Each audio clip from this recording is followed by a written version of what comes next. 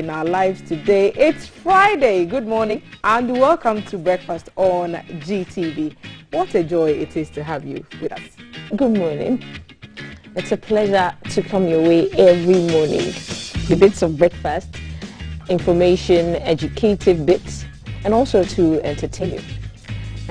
You're used to Capri just talking. Now you're just standing. What should Capri say? No. So I want to get this out there.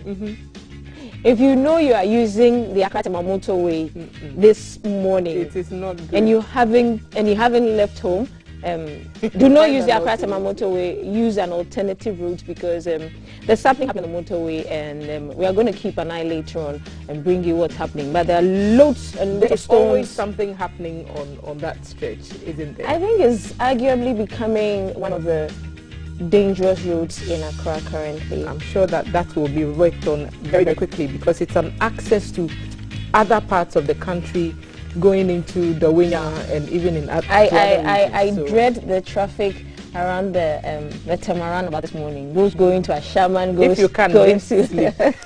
Just sleep. Don't worry yourself. I dread the traffic. That's going to be there. And we are here. We are here and we are intercity today, so we are live from Broadcasting House in Accra.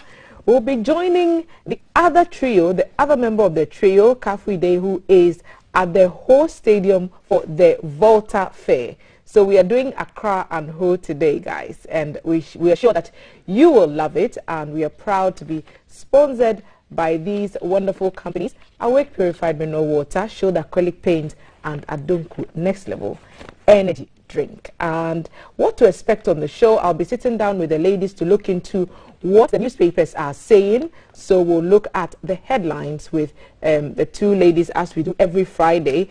I'll also have a very interesting sit down with a man called Ganaman. I'm sure you know who he is.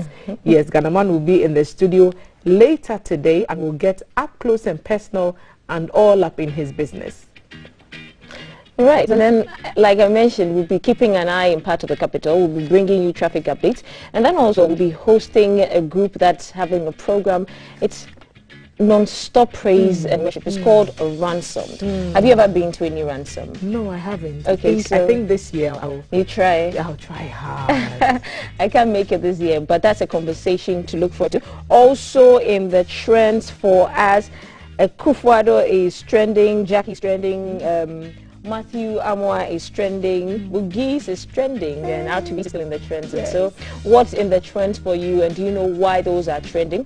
The show is interactive, and so you can interact with us on our WhatsApp number 05555611034, and on all our social media handles. We are live on Facebook, we are live on YouTube as the Ghana Broadcasting Corporation, and interactive on Twitter and Instagram. On Twitter, we are the GBC Ghana, and on Instagram, it's GBC Online. And so the hashtag to follow is GTV Breakfast. Kafwide is also with us, and he's joining us now live from home. Good morning, Kaf. Oh, there he is. There he is.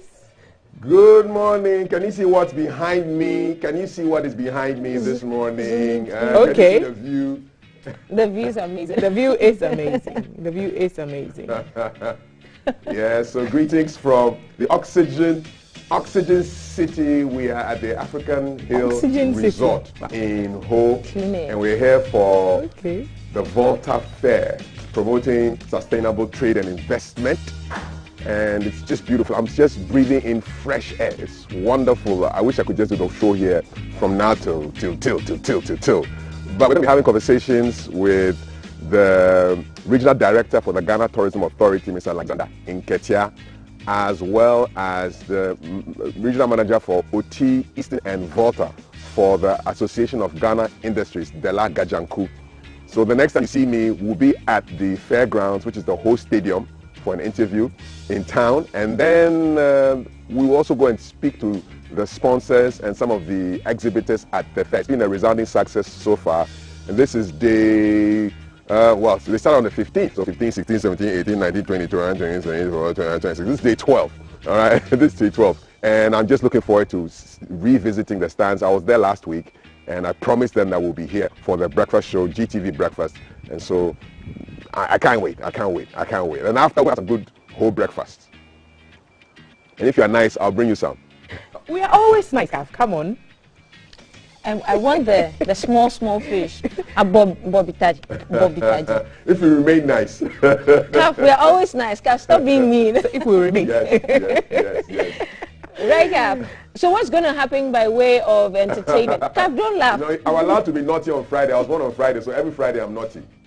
Well, you're allowed. Kaf, what's going to happen by way of entertainment? What are you guys going to be entertaining yourself with at the Volta Fair? What's going to happen?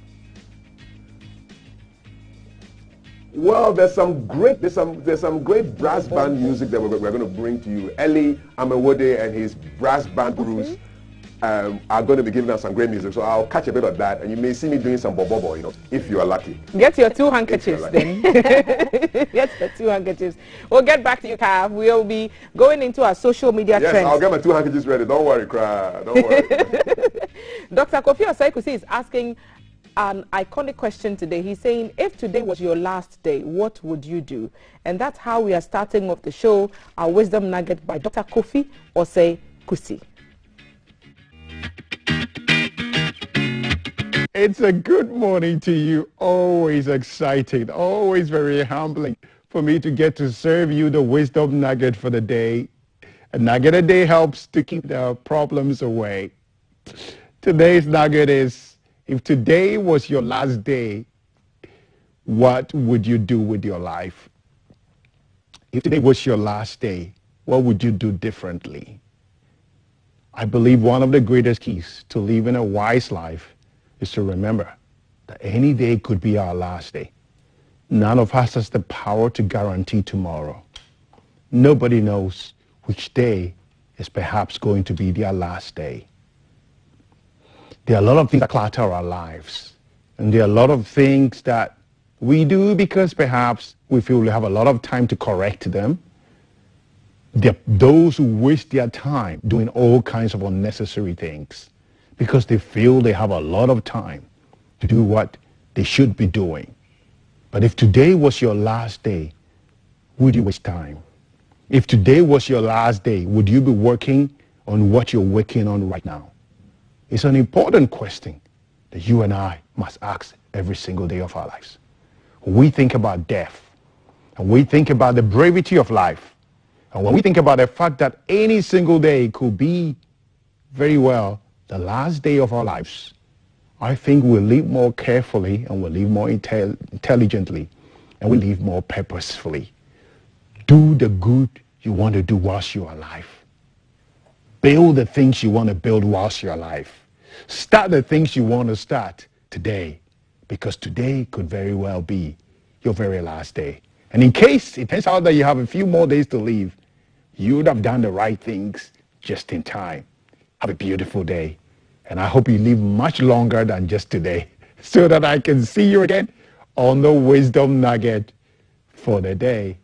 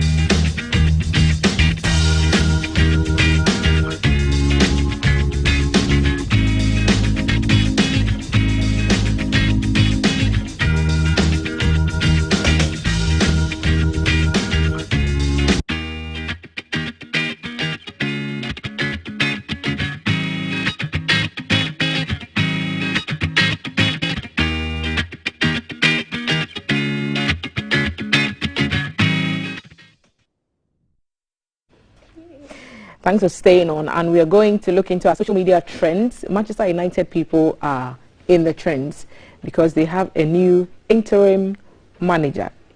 What's the guy's name? Well, on the spot, Rangnick.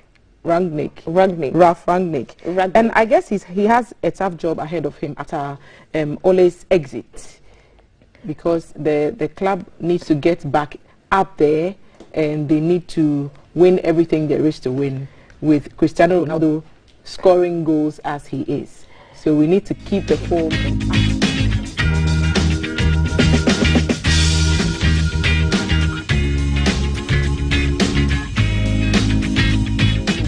Okay, so good morning, Mommy. I hope you're still sleeping. So I read this. It says that the Red Devils remain keen on Paris Saint-Germain boss Mauricio Pochettino, although Rangnick will step up until the end of the 2021-2022 season. Manchester United are closing in appointing Ralph Rangnick as their interim manager until the end of season. This is from go.com. Okay, so I'm reading another report here, and it's talking about 4 things he has to focus on if he wants to move the team up there. And one is to implement a clear system and a winning formula. I don't know if there's no clear system and a winning formula before he came. And another one is to resolve the defensive woes, because your back is not as strong as you think it is. But yes, so that will be one of his focuses as well. And he will be looking to make Old Trafford a fortress again, because you don't want to be losing games when you're playing at home. Especially when your fans are there in the crowds and they are chanting and they are cheering you on. You want to be sure that any team that comes to your home ground is afraid, very much afraid. So Manchester United's new interim manager, Ralph Rangnick, will be looking to do that. And the other one is to get Cristiano in the goals again. Cristiano is in the goals all the time, so I don't know what this one, the article is. Maybe he score more goals, more magic, score more goals. That's good. So Manchester United, a new. Who? You're 40. We're going to be speaking about Messi and Sergio Ramos soon. And so that person who was on our Facebook, and after the South African football saga, and the guy went on and on about you not knowing your football. The guy, I mean, he obviously does not watch us. Because if he did, you know that you're like a half commentator. We try. So Messi and Sergio Ramos are training together. It's such an odd sight for me, because these are 2 people who have been rivals. When Messi was at Barcelona and Sergio was at Madrid, right? So they were always playing on the opposite side, and to see them training together is just weird. Look, and Messi, these are like historic rivals. Messi has admitted that it is weird. Thank you. That he's becoming teammates with ex-Real Madrid rival Sergio Ramos at PSG, but calls him a spectacular and a great person. Yeah, he says that it's that's it. So that's it. At first it was weird after so many years of being rivals, being the 2 captains of Barcelona and Madrid, after so many classicals played, so many fights we had on the pitch. But all that is in the past, and we have always respected each other a lot, no matter how much we have been rivals in those classicals. Having him as a teammate today is spectacular. So of course Sergio Ramos has also joined the French giants Paris Saint-Germain, and so we should see them playing together. That picture is just beautiful. That picture is just beautiful. It brings back memories of when Messi was at Barca. Of course, a lot of people can't imagine, they still see Messi as a Barcelona player. I actually, right now in my head, I'm like, oh, and then I realized that now he had moved, so yeah. Look. So yeah, so these are pictures of them from that first training they had at PSG. And sports are there. Football is becoming more and more interesting. So imagine having somebody who has been your rival for so long. I mean, how long was Messi at Barcelona for? Almost 20 plus years. If you count his La Masia years, probably even more. So La Masia is the Barca Academy. Okay. Get to the program. So there's a football academy attached to Barcelona. It's called La Masia. Okay. So if you count all those years, then years and years, and Sergio has also been a Madrid player for years, and they both moved to France, and they both moved to the PSG. same team. Right, get it. It's nice. I mean, my love for Messi is just up and up and up and up, and it will continue being that way. Okay. Back home, my love for the teams who have made it to the National Science and Maths Quiz Finals is growing, and what a contest it will be. It's already trending. The thing hasn't even happened, but it's trending. The slogan for Keta school is Julali. No. I don't know. CAF has to. Yeah, it's help us out Jolali. with It's this one. Jolali. It's Jolali. So I'm rooting for Jolali. Okay. I don't know who I'm rooting for. I will go with the winning team. So That's it's where I Prempeh am. College, Presec Legon, and Ketasco. So we are locking horns I today actually for have the- Ketasco on my trends as well because lots of people are talking about the school. I guess it's because they are perceived as the underdogs in this contest. And so heading in, a lot of people are, encouraging them, urging them on. We are encouraging all the teams. I think all three have done so well. My team is not there. Team Temasco, we are not there. Team Maurice is not there as well. You people, you've made. I mean, the contest is always. It gets more and more interesting every year, and you don't even have to be a science or math student to actually enjoy it. So we are all rooting for you, and may the best team win. Valerie, may Ketasco win. Jolali. Well, I think that anyone who underrates any Fly of the now. teams. Someone is giving me props. So it's Jolali, fly now. So yeah, I'm rooting for Ketasco. The way my sleeves are, Come flying will not to the Ketasco side. Flying will not be. It won't be difficult the at all. Jolali guys. Yeah. But hey, we are rooting for you guys. The finals of the quiz is today. We'll be keeping an eye, and then maybe when we return on Monday, we'll send shouts to the winner. Jolali. Fly high. We send shouts to the winner. Today we are giving you another opportunity to win vouchers to get delicious pizza from Cheesy Pizza. And so we have a question of the day for you. Ready? Okay, we'll have it on the screen in 2 seconds. A rich man needs a 7-letter word, which is with the poor. That's our question of the day for a chance to win a voucher to get delicious pizza from Cheesy Pizza. A rich man needs a 7-letter word, which is with the poor. So a rich man needs a 7-letter word, which is with the poor. So if you know the answer to that question, fastest fingers first, let us know, and we'll give you vouchers so you can get some delicious pizza from Cheesy Pizza. You're watching Breakfast Show live on GTV, proudly brought to you in partnership with Awake Purified Mineral Water, Shield Acrylic Paint, and Adonko Next Level Energy Drink. We'll be partnering up with Lufat, who brings us the health segment every day. Thanks to Red Cotton Clothing for my beautiful dress this morning. Follow Red Cotton Clothing on Instagram and be sure to buy from them as well. You get this and other lovely, lovely, ready-to-go African print outfits to wear for any occasion. So Red Cotton on Instagram, get with the team. Nakwale and her ladies will sort you out. Also, the Airtel Tigo will be taking up the warm side. Valerie calls it the warm side of the breakfast table to bring you the lifestyle segment. We will be right back with more. Stay with us. Studio One, this is the Breakfast Show. From 1921 to 2021, the journey to our centenary has been amazingly worthy. Azar Group is 100 years and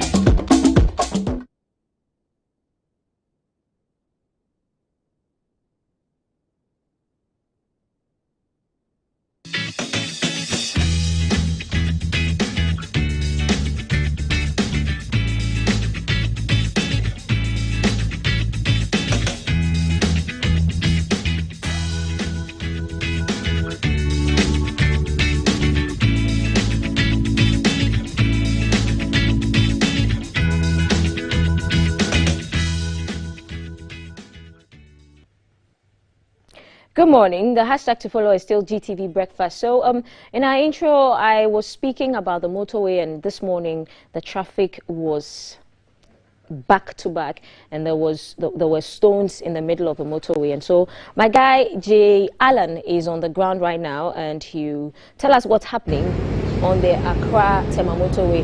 Alan, good morning.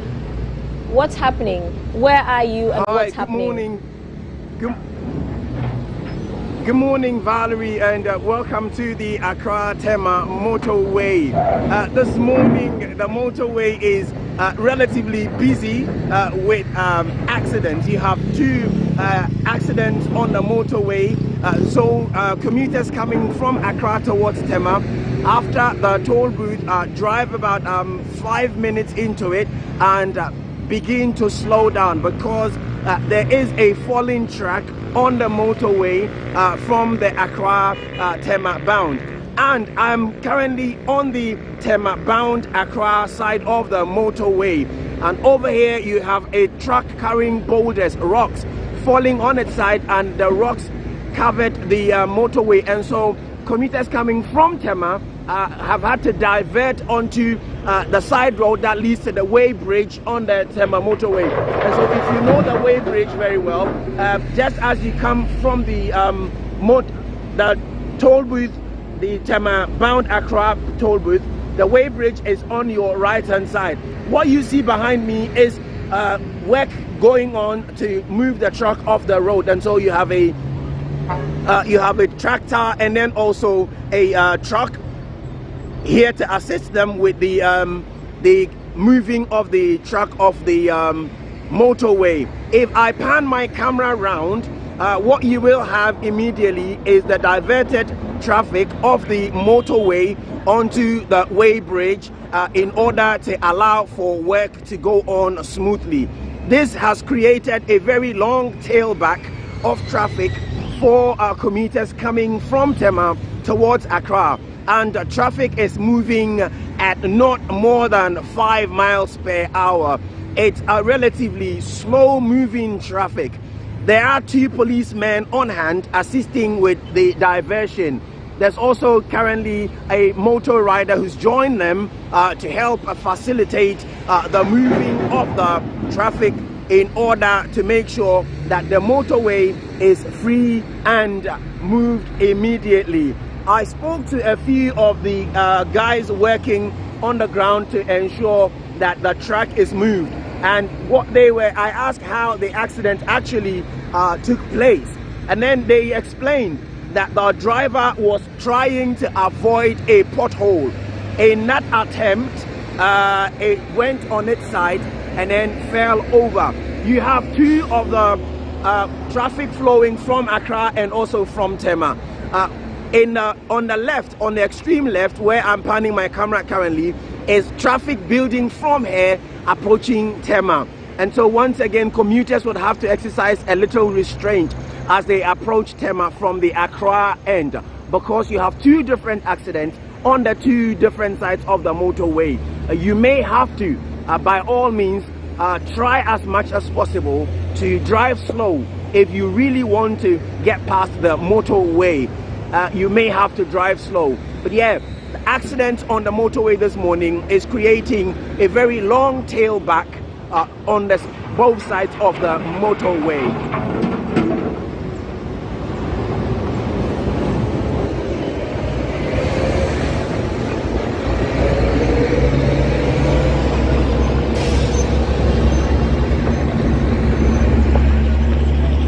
Valerie, if you can hear me, yes, hear you. Yeah, Valerie. We can hear you, Alan. Alan, okay. We can hear you. What you can see in your shot currently, is the payloader trying to get the bollards or the rocks off onto this truck parked on the side in order to help clear the motorway for free-flowing traffic.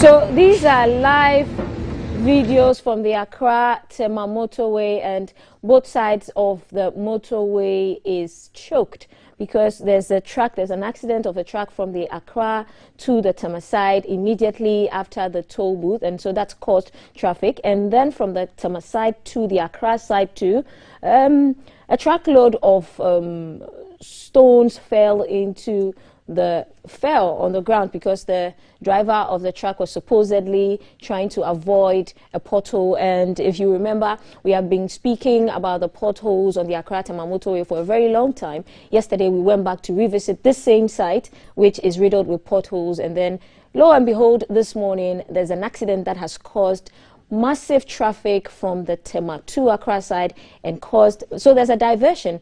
And people have been in traffic from like 4 a.m. and people are still in traffic. So if you live in Tema or you're going to Accra, best bet now is to avoid using the motorway and use the Spintex Road or the Beach Road to get an alternative route. And if you're already on the motorway, you are stuck. So once again, these are live videos coming in from the Accra-Tema motorway, and that's the diversion. That's the diversion from the Accra side from the Tema side to the Accra side, I beg your pardon, and that's the diversion of cars trying to avoid the part of the motorway that's riddled with stones to get to the parts, and they can have a free, clear path to Accra. And so the alternative routes from Tema to Accra should be the Spintex Road and the Beach Road. And it's almost 7 o'clock, which means traffic on both sides too will be building up. So if you haven't left home, you have to leave home now because traffic on that side will be building up as well. I mean the Beach Road and the Spintex Road. These are live videos again from the Accra-Tema motorway.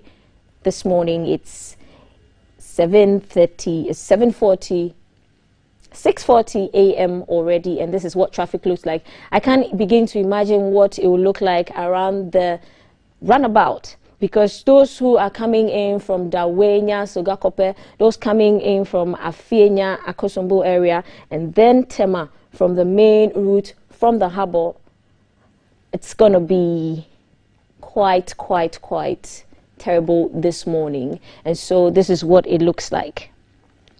And so that's us keeping an eye from the Accra-Tema motorway, bringing you live videos of what the motorway looks like, traffic updates on the motorway. So you need to use alternative routes. The hashtag to follow is GTV Breakfast. We are live on Facebook as the Ghana Broadcasting Corporation, live on YouTube as the Ghana Broadcasting Corporation. We're interactive on Twitter as the GBC Ghana, interactive on Instagram as GBC Online. The show is made possible by Awake Purified Water, Adonko Next Level Energy Drink, Shield Acrylic Paint, Lufat Airtel Tigo, Cheesy Pizza. The hashtag to follow is GTV Breakfast. We'll take a quick break.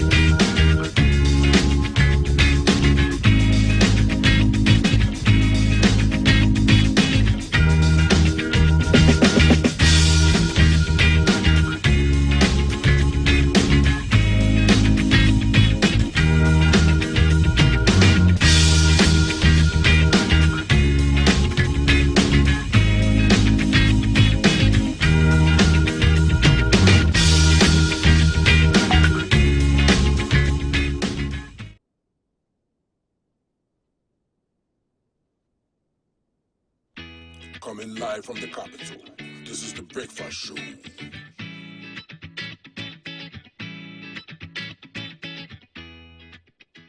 Welcome back. The hashtag to follow is GTV Breakfast. This is a special birthday dedication to Eugenia Adom of GTV, head of the preview department. May God bless you. This is from everybody here at the Breakfast Show and GBC in general.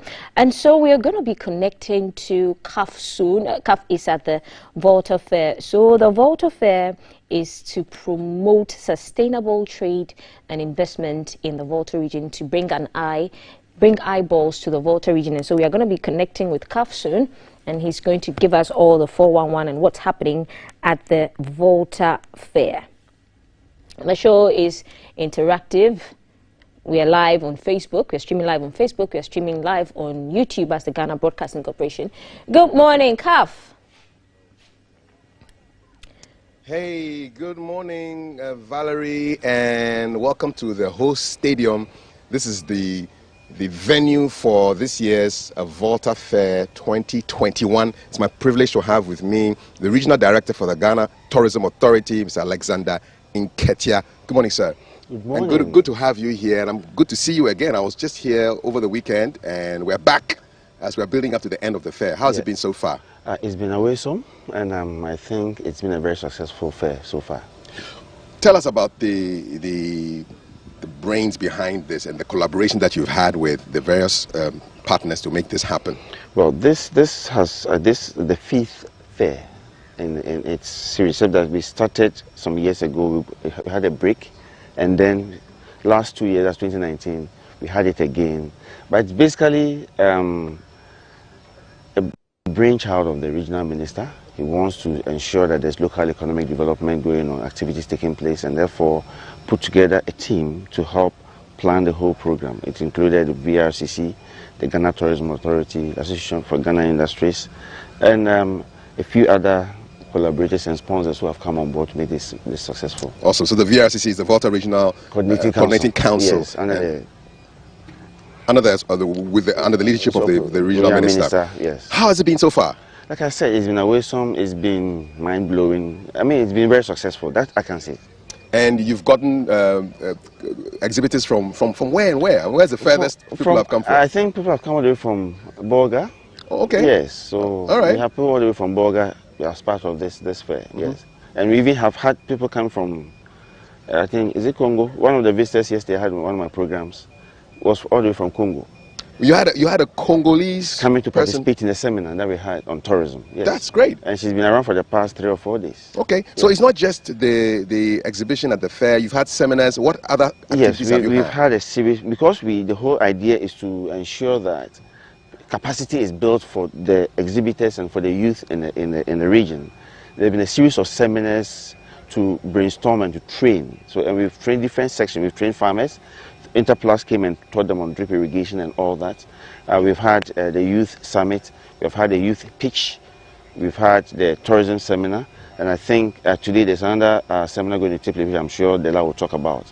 So there's so many seminars that we put in to ensure that people get the capacity that they need to at least give them the needed skills to be able to go into private entrepreneurship and all that. So it's been quite awesome. Yeah. And just before I bring on the AGI to come and talk about their part of their contribution, what is one word you would give to somebody who just missed out on this fair? What would you tell them? Well, I think you've lost some opportunities, but it's not too late. We think that definitely come next year, we'll do it again. I mean, it should be ending by 28th. Yes, Sunday. You can still pass by and see what is going on and probably make the necessary contacts that you would need, so that maybe come next year you'll be in a position to better plan and participate. But I think that all those who have missed this fair have missed a lot. They've missed a lot. Yes. Thank you very much. Mr. Alexander Nketia is the Regional Director of the Ghana Tourism Authority for this region. And if you've missed, hey, it's not too late. Come and enjoy the last 3 days, but make sure that next year you're here. Thank you so much, Mr. Nketia. Thank you, too. Morning, for you to get a feel of what's happening here at the fair. I'm going to bring on my next guest, who will be telling us about their contribution to this particular Volta Fair. My name is Kafwide in the Oxygen City of Ghana, and we are building up to the end of this fair, which started on the 15th, ends on the 28th of this month. Hashtag GTV Breakfast. If you're watching us and wondering, where are we? Well, we're in Ho, the capital of the Volta region. And just gone by was a conversation I had with Mr. Alexander Nketia. He's the regional director of the Ghana Tourism Authority, one of the stakeholders that made this fair possible.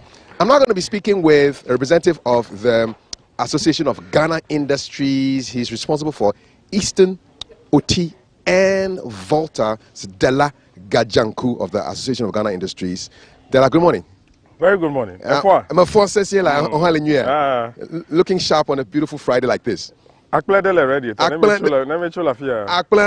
man. The guy is making me hungry. He's making me hungry. 7 a.m. Well, it's breakfast, so we have to talk about food. Of course. Listen, tell us how things have gone so far with this year's Volta Fair. You yourself might have read, and you are part of it. I mean, we are very grateful, first of all, to you and your colleagues, other brand ambassadors. I think you were able to amplify this, our voices much higher, leading to such a successful event. And it's been phenomenal so far. It's been good. I can tell you that as of today, exhibitors are calling for an extension of the fair. Really? So from here, we are going to have an emergency meeting of the committee to see whether we can extend it by, as it were, popular request. Nice. It's been successful. The workshops. 2 years ago, we only did one workshop. The rest we couldn't organize. But back to back from the opening ceremony, we've been having, and right from here, we're going to have a workshop on SDGs and the Sustainable Development Goals and economic impact. I heard there was a pitch competition and some big money was being won. Tell us about that. There was a pitch competition. We partnered the Whole Node Hub, an incubation hub, and we had about 8 competitors in the ICT space and manufacturing. I was particularly enthused about a young man who had produced, or who is producing palm oil, and well packaged. Nice. Right from there, we brought him to the fair. Nice. Yesterday. He got a stand. Awesome. And we are going to work with and he has his FDA and the Standards Authority certifications, which to us is good news and welcoming news. But he's young and he's doing a lot from the Jolopuita area. We are even looking at how he wants to scale up. He's looking for about $100,000. Nice. We want to see how we can, you know, the palm oil industry, if you look at Malaysia, is about $14 billion. And we want to use, those are the things we want to identify and to be able to use to drive our economic agenda for the region. Because we are promoting sustainable trade and investment. Exactly. Give us a sense of numbers. How many participants are here? The number of people coming through? Yeah. We have over 200 exhibitors here. Oh, wow. We have over 200 exhibitors here. And we have more than 10,000 visitors. Especially last weekend, we had to call for reinforcement from the police and other security agencies to maintain some level of order. Those at the bar and the food joints, they are telling us that even if we close the fair, they will want to remain here till Christmas. So it can tell you how. But there are a lot of people coming from all over. All over. Great. The opening ceremonies, we had 10 ambassadors the first time they moved together to a region. We created a diplomatic garden in the city. We call Ho the Oxygen City. And we hope that the last 3 days will attract more patrons. One of the MPs had suggested he wanted to bring a popular artist. I won't mention the name, but we are asking him to wait because we might not be able to contain the numbers in the stadium. Looking at even last week, a gospel rush show, we had the whole stadium fill up. We are looking to see whether we will be able to also bring him. But people have been supportive, the citizens, the Voltarians, the members of parliament. We've had Okujeto, we've had... Finance Minister was here last week. Finance Minister, the parliamentary leadership, Bejira, Speaker, all of them. Some would come, sneak in, buy things, and they've been supporting the cause. It's been good. Our chiefs, the Volta Development Forum, everybody. I mean, it's... yeah. I'll take you up on that. Yes. I'll play on Bobby Tani. No problem, right away. Thank you very much. Dela Gajanku is responsible for Eastern, Volta, and OT activities as far as the Association of Ghana Industries concerned. Live from Ho Stadium at the Volta Fair 2021. We will be speaking, as you are enjoying the view, to another person who is one of the key sponsors, in fact, the major sponsor of this fair. I have with me Bright Adam Drefanu. He's the manager in Ho for Serene Insurance. Adam, wisdom. Yo. Lekima. Mileji. Me for you. Me for me for. Me for session. It's. I hope it's a serene experience for you this year at the Volta Fair. Very, very, very serene, just as our name depicts. The fair has been very good, and you know, our main aim is to provide insurance for the entire program, which we've done, and the patrons are so much amazed. For the first time in the history of Ghana, there is a fair that there's an insurance company taking the entire insurance cover for any exhibitor, any visitor. So in the event that anything happens, the person doesn't have any problem, but they're fully covered. Is this the first time that your company, your group, has been involved with the Volta Fair? No, my company has to be is part of the Fair Sky Group, Indeed, which consists of 6 different companies. We have Civil Insurance, we have the Volta Cement Hotel, we have Fair Sky Construction, we have Federal Rural Bank, we have the Fair Sky Bitumen Company, and the Fair Sky Commodities Company. And so we are one of the sister companies of the Fair Sky Group. Right. And this isn't the first time. We've always been part of the team supporting the Volta Fair. The last one we had was 2019. We fully supported that fair. We have supported this fair, and we are going to continue to support the Volta Fair as long as we remain in business. By the grace of God. Yeah. In terms of visits to your stand and potential for future business, what has that been like so far for you? Yeah, I can say that it's been very good. Most of the exhibitors over here were not aware that irrespective of what they are into, they can insure.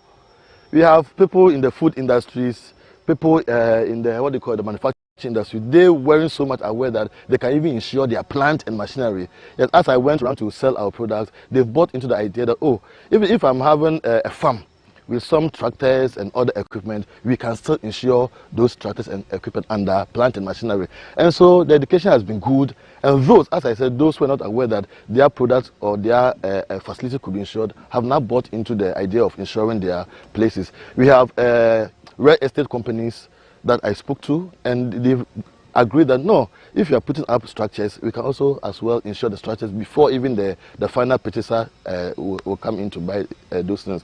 And so it has been good. Some businesses were processed right over here, and some too will be processed after the fair. So we are saying that civil insurance has been good for us, and as I said earlier on, we will continue to support Volta trade. And I will urge all exhibitors and all those who are listening to us that the more you keep on doing business with civil insurance, we will also come back to support the fair. Not only in Volta region, anywhere in Ghana. So we entreat all those listening to GTV this morning that do insurance business with civil insurance. And wherever you are, in case of any, fair or whatever it is, we shall also come in to support as part of our corporate social responsibility. So do business with civil insurance. Spoken like a true salesman, Bright Eden Brepenu is the manager right here at Ho for Serene Insurance, the new face of insurance. Thank you very much. Enjoy the rest of the fair. Your pleasure. Okay, so this has been our coverage of the people who are making this happen. So the collaborators, one of them, the main sponsor. And the next time you see my face, it's not going to be in front of some Akula and Fatidechi or Bobby Taddy. I'll be talking to the exhibitors here and getting a sense of how everything, around this time it's they are getting together, revving up. So by the time we are almost signing off, I'll come back and give you a flavor. And then I promised you some brass band music. So you will get a flavor of that brass band. And if you are very, very nice, Thelma and Valerie, as you are always, I'll do some bobo for you, all right, with my white handkerchiefs. So we want you just to enjoy the view of this beautiful grounds, a whole stadium where we have over 200 exhibitors here. People came as far as from Congo to be part of this event. And my name is Kafui. Enjoy the sights and sounds and the views of the Volta Fair 2021 live in the Oxygen City, Ibiso. Visit Volta. 2 V's. That's the sign. Visit and then Volta. Visit Volta. Experience Ghana. Thank you so much. Right, Cal. Have a good breakfast, and I'll see you when I see you. Back to you guys in hot Accra. Right. So that was Kafui, who came to us all the way from Ho, from the Volta Fair, which is promoting trade and tourism. The hashtag to follow is GTV Breakfast. T is already seated with her ladies to discuss what's trending in the newspapers and online portals. You can join the conversation and the stuff that's going to be discussed on the newspapers by following the hashtag GTV Breakfast or on our WhatsApp number, which is 055 556134. Please send WhatsApp messages. Do not call on video, do not call voice calls. Send messages to our WhatsApp number. And so from what we saw from the fair and all of that, we are promoting African content, proper Ghanaian content. And so we're going to take a break before headlines to some amazing soothing vocals. Here's a break.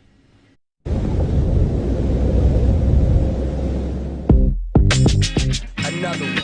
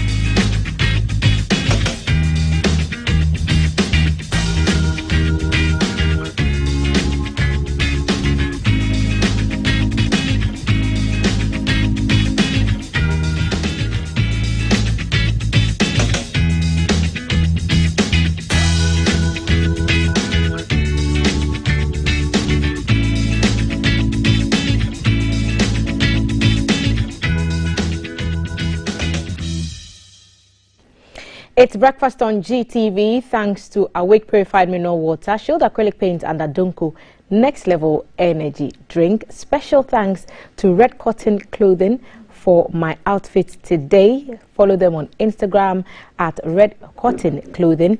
Two shops, one located on the Spintex Road, the other at East Legon.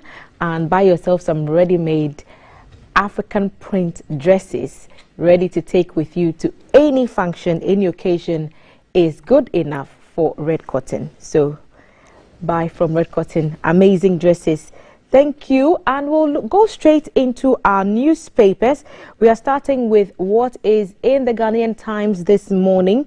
Interesting story, and before I introduce that, there's an anti-adultery law. I just want to introduce the ladies on my panel today. From my immediate left, Aisha Al-Hassan, NDC Communication Team Member. Aisha, good morning and welcome. Good morning. I think I'm having you for the first time on the table. That's my You're very welcome. Thank you very much. And Ellen Amadeko, NPP Communication Team Member. Ellen, welcome once again. Hi, good morning. Good morning. And so, ladies, we are starting with what the Ghanaian Times has captured And Professor Tuguba is pushing a bill to Parliament, and it's being called the anti-adultery bill.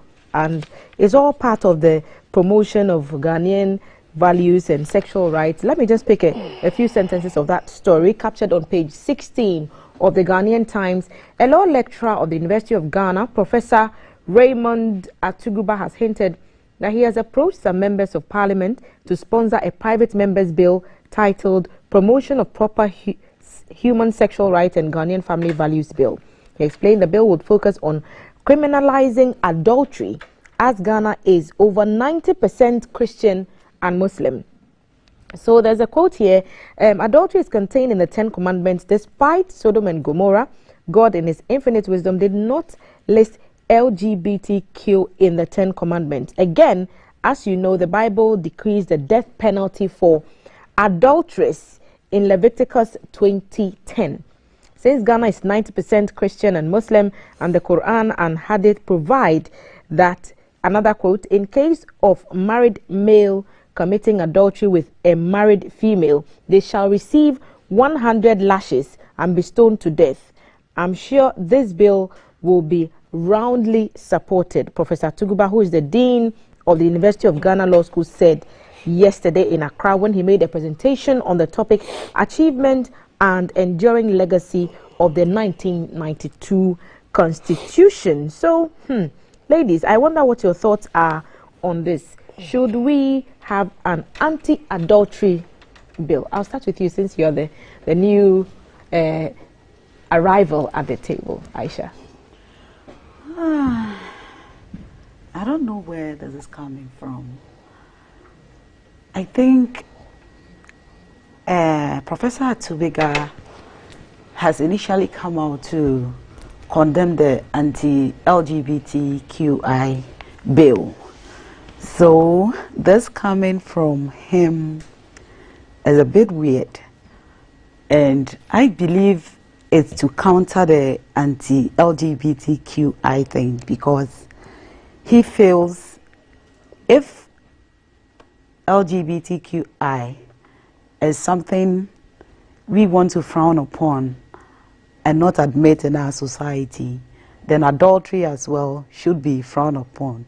Hence, the reason for pushing such bill. So you think it's a bit sarcastic then? That's what I see. And looking at our African setting, adultery, though it's not publicly endorsed, it's not something the African culture, especially the Ghanaian culture, frown upon. Adultery is not frowned upon? Publicly, like we see in the LGBTQI. People don't come out publicly to talk about adultery and, you know, how it's, yes, people, though it's not a good thing, we don't see people pushing for it like we see in the LGBTQI.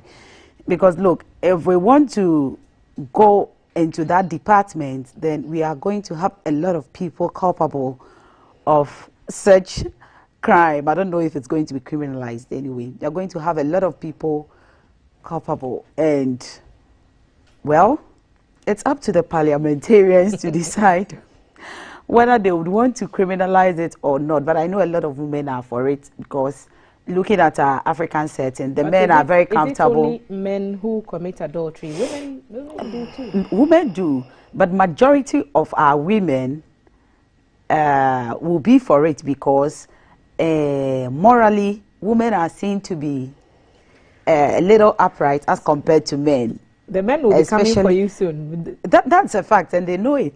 There's a part of the story I just want to continue reading. So, Professor Tuguba defined adultery as sexual relations other than with one's lawful wife or husband, not wives or husbands with an S. So there's a quote, he said, attempted adultery is easy to determine from this definition. So a Muslim married to more than one wife commits adultery if he has sexual relations with any of the wives other than the first wife.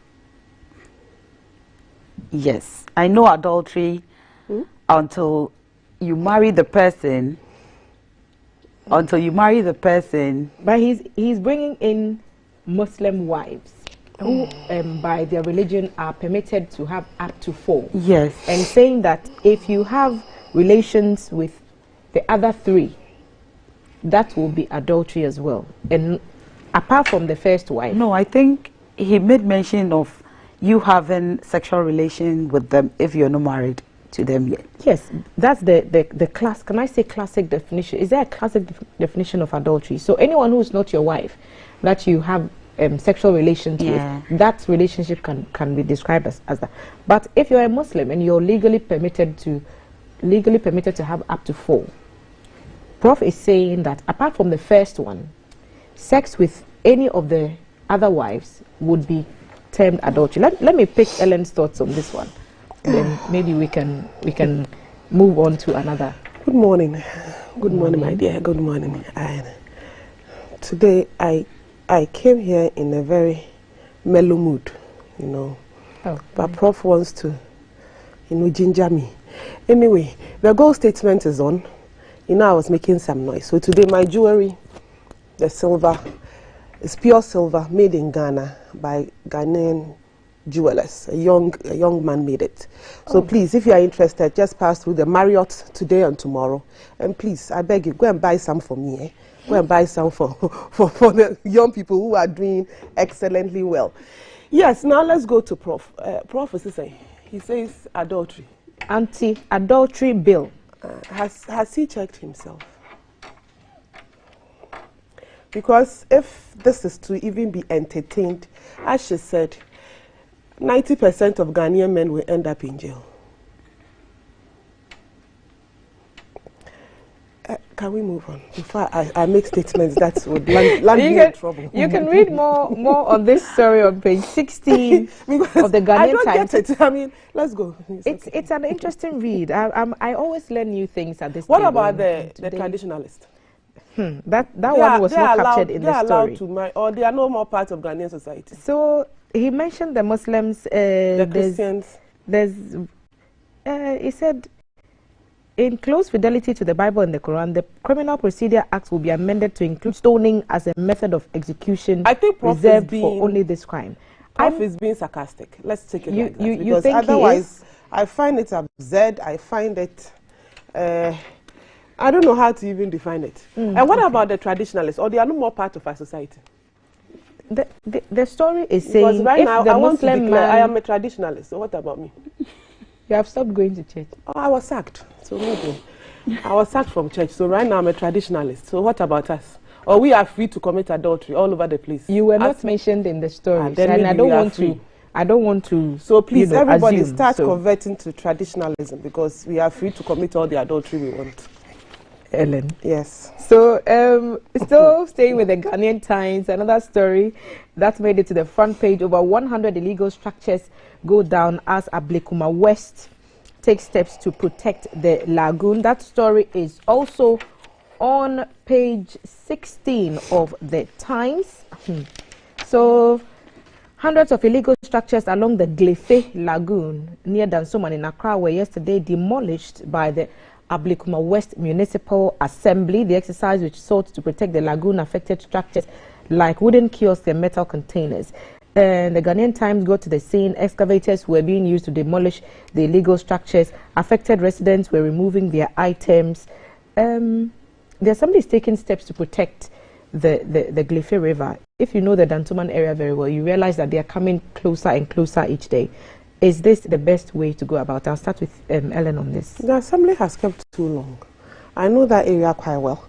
So I knew the Glefe Lagoon years past, and its condition now. Now we have turned it into a rubbish dump.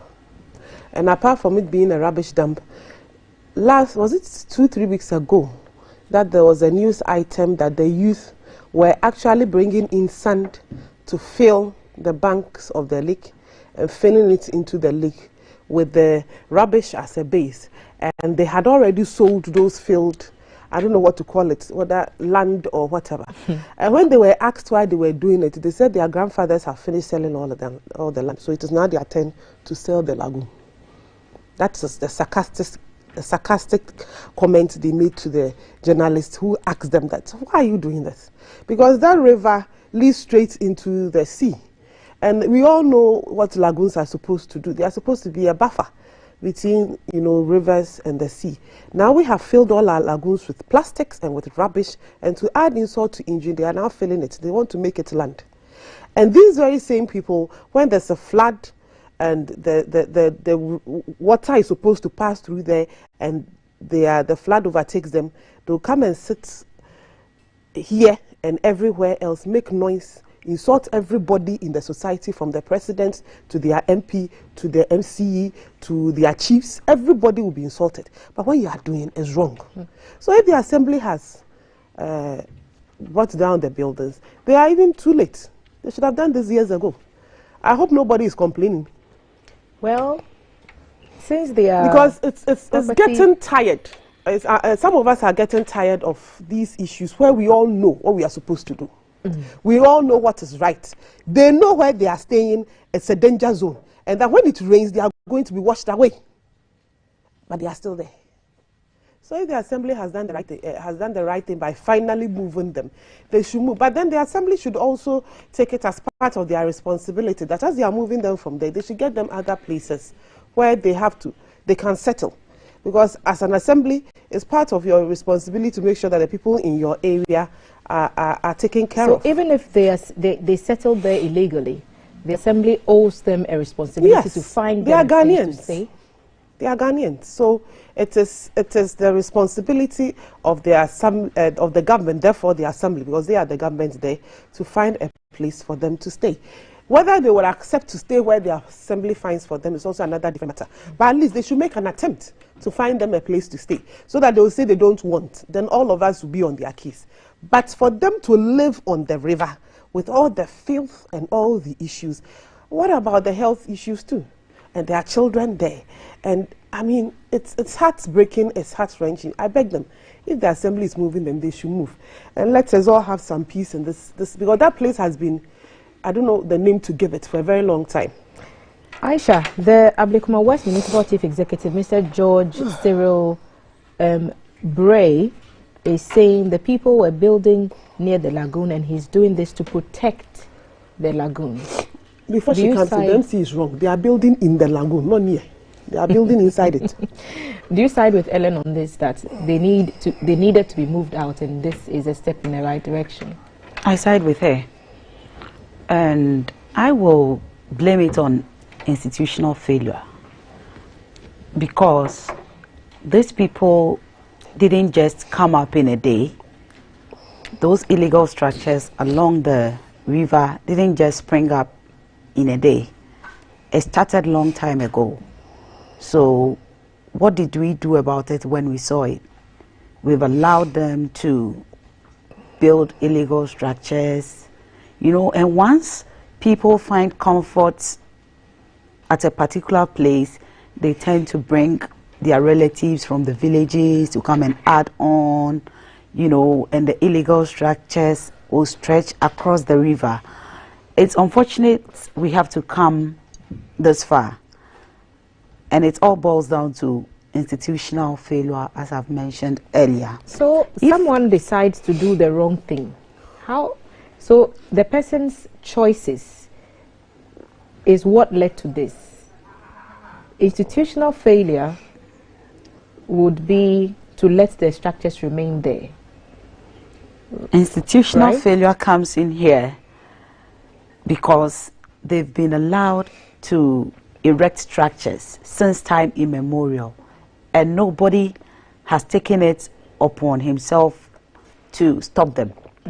Because now we don't live on an island. That is accompanying the story is actually a block structure. So it's not a wooden kiosk that is being demolished in this picture that goes with a block structure can be an illegal structure depending on where it's located. Yeah, I'm just saying that the wrong has perpetuated for so long that even the wooden structures have become more permanent structures like actual block structures. Exactly. So it's wrong to build along the river. There are institutions that are supposed to check all these menace.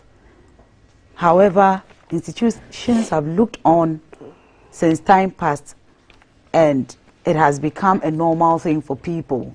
People bring in their relatives from the village to join them, to build structures and all that. And today we are faced with such situations. So it's rather unfortunate. So I agree with her that yes, they should be moved. I know rent issue is not an easy thing in Ghana, but the government can, you know, put measures in place to move them from the place. Well, we will maybe see we can what support them halfway. The area. We'll see. We'll continue to monitor developments in the area and see if anything is done further. I will be interested to see what they actually plan to do to keep the people away, because most of the time when demolitions take place, we realize that after a while, when the dust settles, the people just find their way back to the site. So let's see how this one goes. A health alert in the Ghanaian Times over yellow fever, and the cases are rising.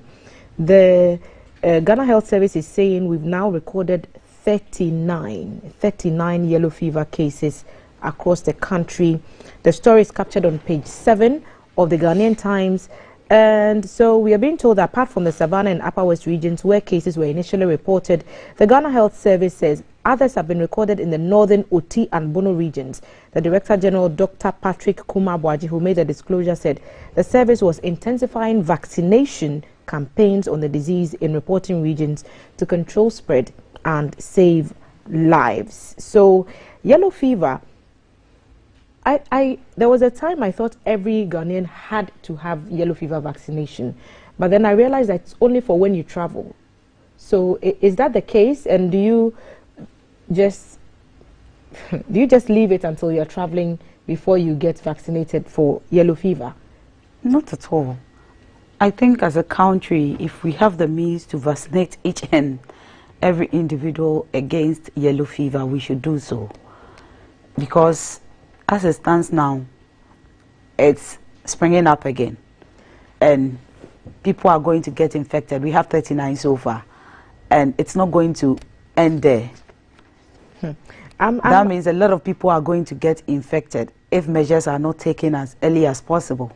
So if we have the means to vaccinate a lot of people against yellow fever, we should be able to do so. We should not wait till one is traveling outside the country before we ask the person to vaccinate against yellow fever. Okay, so it's a killer disease, I know. Yellow fever is a viral infection spread by a particular species of mosquito, and it's spread by, this mosquito has a big name. So recommendation is for the vaccination to be taken before traveling to certain areas. It is preventable by the vaccine. Treatment can help, but the condition can't be cured. Spreads by animals or insects requires a medical diagnosis. Lab tests or imaging often required short term. It resolves within days to weeks, and if it's critical, you would require emergency care. So that's a quick search on yellow fever. I'm trying to see what the symptoms are. So mild yellow fever causes fever, headache, nausea, and vomiting. The serious cases may cause fatal heart, liver, and kidney conditions. So it's not something that you want to joke with. Treatments are available and you can get treatment. Ellen, do you think vaccination, especially when we are in the middle of a pandemic and vaccine hesitancy is still widely present in most regions, can we beat this as well? I stand to be corrected, but isn't yellow fever part of the vaccination that we give to children when we have them? I think we can find out. Let's find out, because I think so. When you have your child and you take them for weighing, as we call it, your child is supposed to have yellow fever. And I don't see how come any child or even any adult born in Ghana till about 40 years, if your parents did the right thing by taking you for all your inoculations that are free of charge, we should be suffering from yellow fever. In fact, I'm surprised. Let's get maybe. So let's find out if it's part a health expert to explain some of these issues. Because I know there are some vaccinations that every single child in Ghana tuberculosis, whooping cough, measles. I mean, there are about 6 or 6 killer diseases. Yes, and others, not just those 6, and others. And so you're supposed to be taking your child for weighing from 0 till about 5 years. How many of us actually completed the 5 years? Me, I completed 3. And the rest, I think. So you owe 2 years. Well, at their ages now. So I have to go and check. If it is not part, then we have to go back and go and vaccinate our children. A lot of us as Ghanaian parents, we have is that how you say it in Ghana? The thing is free. The health center is near your house. In some villages, the nurses actually come there. You know the days on which they come. They have made it so attractive. I mean, when you're going for weighing, it's a time for you as a woman to even dress up and look good. And now they have even made it such that if the father even brings the child, they even do it faster for him. So they are doing a lot of things to encourage us to get our children vaccinated for all these diseases, free of charge. We will not do.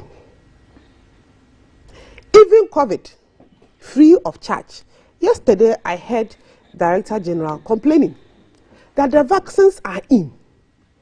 Ghana has spent money to buy it. Some too we have been given free of charge. Just go and take COVID vaccine, and it is in your area. I hear the vans, the NCCA vans, going around. Well, in my area, I hear them almost every morning, every evening. If you haven't taken your COVID vaccine, come on, we will not go. When this one gets finished, and now we have to pay, that is what we like. When NIA cards came, and they were visiting institution by institution, isn't that what the national identification people did? They came institution by institution. Some people sat in their institutions, they saw them, they never went for it. Now that they are charging 300 cedis, have you seen the lines? Premium service. Why are we like that? Yellow fever in this time and age. Hey. And we are waiting till when we travel. How many of us are going to travel? And in this present situation of COVID, even when the travel comes, you yourself, you don't want to go because look at the stress you go through. So if we are waiting to travel before you take yellow fever inoculations, I mean, you are sweating you. Now it is 30 what? 39. Let's hope that those who don't have it will take the cue. And I know it is free. Now that it is becoming a health issue, all the hospitals will give it for free. Please, if you know you haven't taken it, go and take it. And then yellow fever, I think after 10 years. So those of us who have the card, we have to go and check. If your 10 years, your 10 years is not up. If it is up, you too go and take. So a key call for all of us, yellow fever vaccinations ongoing because there is an outbreak in certain parts of the country. Meningitis too. Meningitis, the time for meningitis as well. Is going to start. Yes, meningitis as well. So let's get the right information to protect ourselves, our families and our loved ones. And you know, we were talking about illegal structures and the effects that it may have on society. The Daily Graphic is highlighting an issue about drowning. So Kaneshie is drowning in floods. The story is titled, Why Kaneshie is Drowning in Floods, on page 16. Quite a graphic account of what happens when it rains in that part of Accra. I'm seeing the photo that came with the story. Lots of the vehicles have their tires completely submerged in the water. You can only see maybe up to the glass level of the car. And the story is blaming it on attitudes of people when it comes to waste disposal, when it comes to managing, proper management of our waste and the drainage systems that are also poor. Is this a call for us to do better? I think that's what it is. Do you agree? It is. It's a call for us to do better. I live very close to Kaneshie, and until 2-3 years ago, Kaneshie used not to flood like that. So I get surprised at the recent development. Kaneshie used not to flood. So there might be a problem that I think the city authorities have to look at. This story is referencing the rains on October 2nd, which caused a lot of damage to people's property. because the floods, destroyed so many people's homes and they lost valuable items in the process. So that's the reference point for this story. Yeah. And like I was saying, it used not to flood like that. So there is definitely an underlying problem that is causing the flood. It might be that, the filth is now engulfing us and we need to, distill our gutters and probably keep our surroundings very clean, because at the end of the day, if the filth are so much, the wind blows and gather all the rubbish into our gutters, it gets choked, and definitely when it rains, the area will flood. So we should try and look at all those things. If there is a way that we can prevent this filth from occurring in our areas, then we can do so, because Kaneshie used not to flood. So Ellen, is there a way we can prevent this? Definitely. People from, disposing their waste indiscriminately, because it's been historical. The only way for me is to start teaching our children. As far as we are lost generation, those of us here and those ahead of us, and sometimes those behind us, because I still don't get it why a sane human being created by God, with everything all right up there, will pick rubbish from their house, and immediately the weather goes grey, they start preparing all the rubbish in their house. You know how to prepare the rubbish, and you just wait for the rains to come down, and then you go and pour it in the gutter. Where are you expecting the rubbish to go? The rain will carry it from your gutter, but it is next door. And that is what is happening to Kaneshie. Remember, Kaneshie is almost getting towards the sea. And all these years, all the rubbish that those of us upstream have been putting in the gutters have all clogged up in the systems. And those systems, Kaneshie is an old suburb, very old suburb. So all the gutters and things some of them were done in Nkrumah's time. Have we done any expansion of those ones? And I can imagine the filth and most of the gutters in and around Kaneshie are covered. If you have noticed, they are all covered. So some of the gutters run right under the highway, and look at the stress we have to go through to, block the road, open it up. I mean, what are we doing to ourselves? So it's an attitudinal change. Until we all understand that when the rain comes down, it doesn't mean that your rubbish is going to disappear. This is what is going to happen to us. And it's not just the Kaneshie area. You look from Kaneshie to Odoko, Dakuman, all the way to Weja. They are all facing the same problem. When it rains and you are in Kaswa, you stay there. Don't bother. When you are in town, you also stay here. Don't bother, because you cannot go. And look at what is happening just before the Kaswa toll booth from Accra. We still have people building on those hills. And they have degraded the whole hill. So when it rains, the rain brings down mud and it brings down stones, and it comes to block the road because it has to get into the water, the Densu.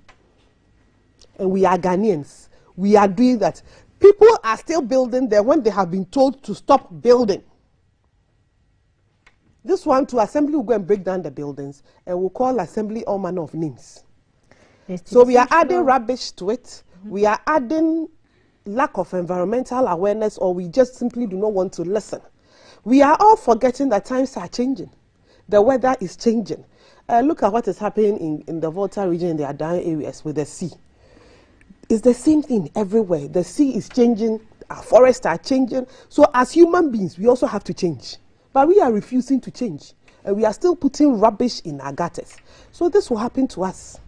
I feel sorry for anybody living in that area, that by no fault of theirs, they have to go through this. But that is our character. The story is following persons who lost their property to the floods, and quite a number of them have been named, and they are narrating their ordeal, standing in water up to about breast level, and watching on helplessly as the water gushes into your house.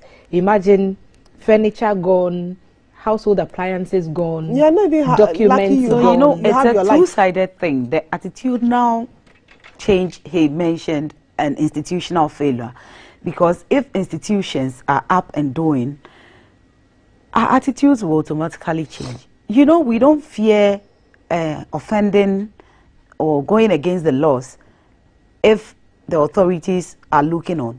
We do it and do it to the extreme. So you think but if they are if enforced more strictly, exactly, people would comply? If the authorities get up and say, hey, if you do A and B, this is the punishment for you, I think people will begin to sit up and reason. Unfortunately, our authorities are not even putting fear in us. You can blame the authorities all you want. When it's raining, who is standing in front of your gate to know that you are putting rubbish in there? Maybe now that these cameras, the traffic cameras are working, we can also use them for such things. They'll be monitoring. The police can monitor those who pour rubbish in their gutter. But until then, who see? We have to talk to ourselves because nobody is standing by you.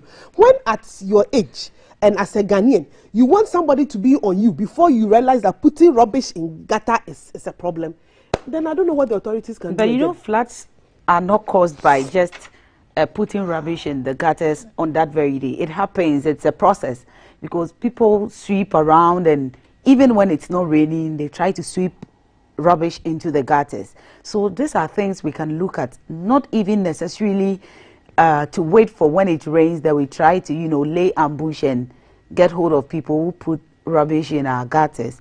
We can... Should we bring back Sama?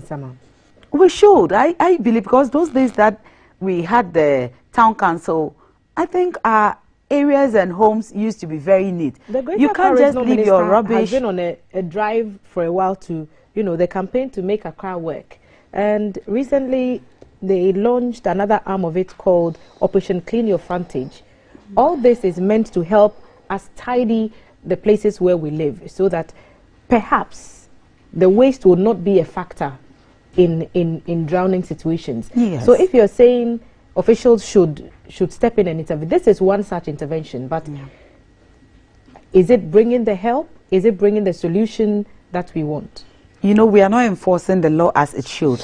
I've told you that, look, if we say this is the law, comply by it, or this is the punishment you face.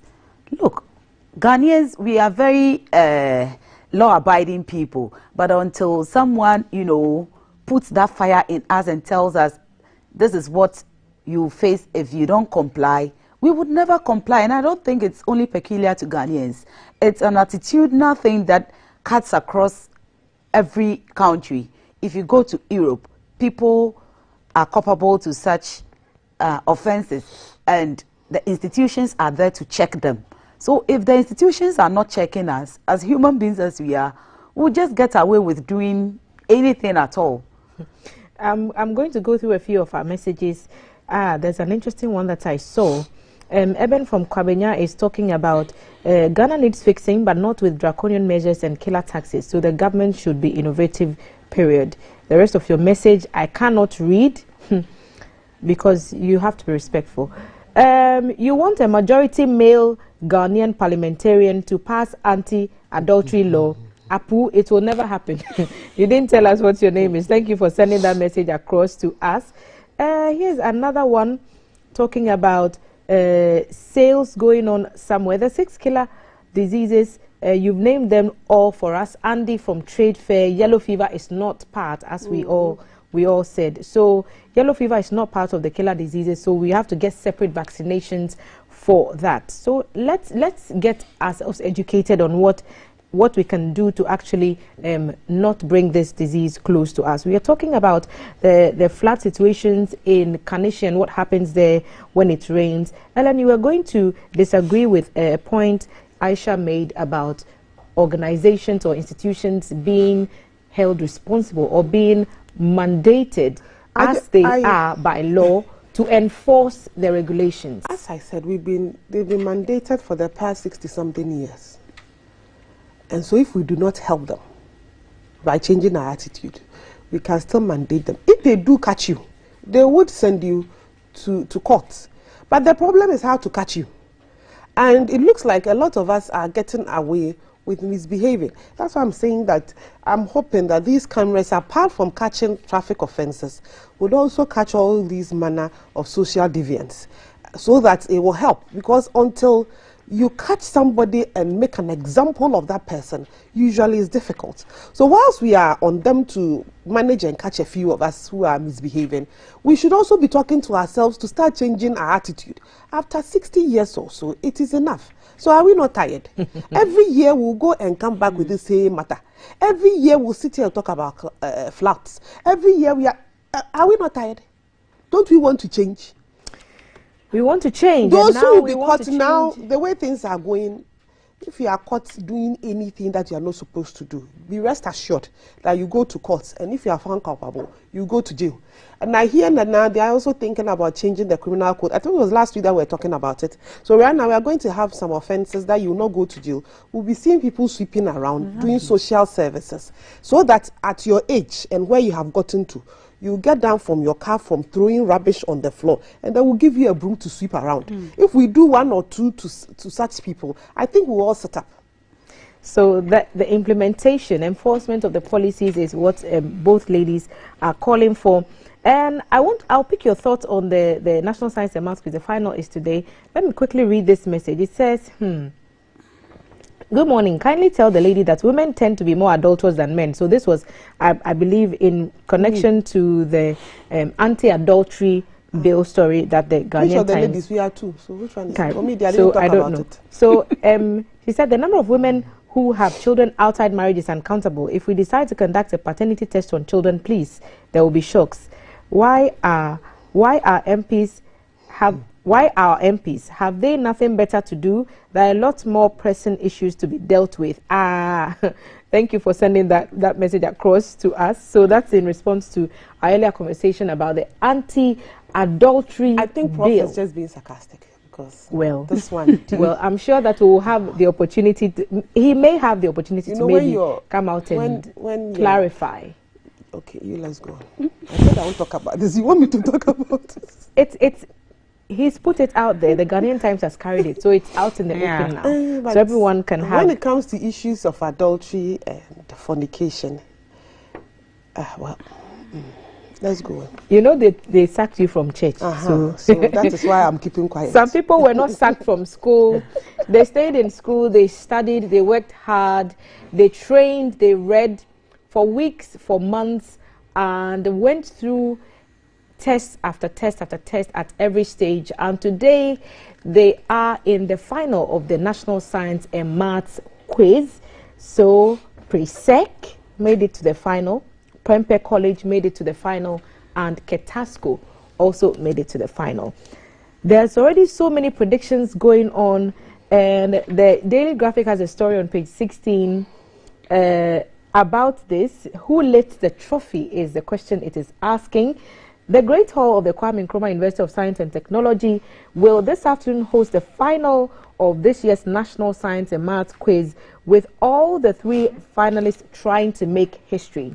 Presbyterian Boys Senior High School Presec Legon will be seeking to win the contest for the 7th time, whilst Keta Senior High and Technical School Ketasco, which is in the finals for the first time, will chase the accolade of being the first school from the Volta region to win the contest. Prempeh College has made it to the finals and will be battling for the bragging rights and a 5th victory, its last victory coming in 2017. While the odds seem to favor one of the two big boys' schools to carry the day, many believe that the lads from Keta can pull a surprise and win the day. All the finalists, all champions from their regions, have prepared for this day, and they have not left out the spiritual aspect of the quiz. I didn't even know there was a spiritual aspect of the quiz. I was just reading tweets this morning about the hashtag NSMQ, so the National Science and Maths Quiz. So it's a hashtag that's trending on Twitter, and everybody's sharing their thoughts. Oh, we think this person will, we think this school will win. Do you have any favorites, Aisha? I do. Okay. I have a favorite, but let me first commend the organizers of the program, the National Science and Maths Quiz. I think it's a brilliant idea to now bring it on social media, because social media has made this whole program to really trend. And, you know, because of the various schools we attended, we kind of, you know, it has become like a competition. Everybody would want to be seen as, you know, having attended a good school. So I'm torn between two schools, Keta and Presec. Keta because it's a mixed school. I attended a mixed school, and Presec because it's an Accra-based school, the Accra Solidarity. I've heard a trend, and someone said this contest is between Akple, Fufu, and Kenke. We're just creative in this country.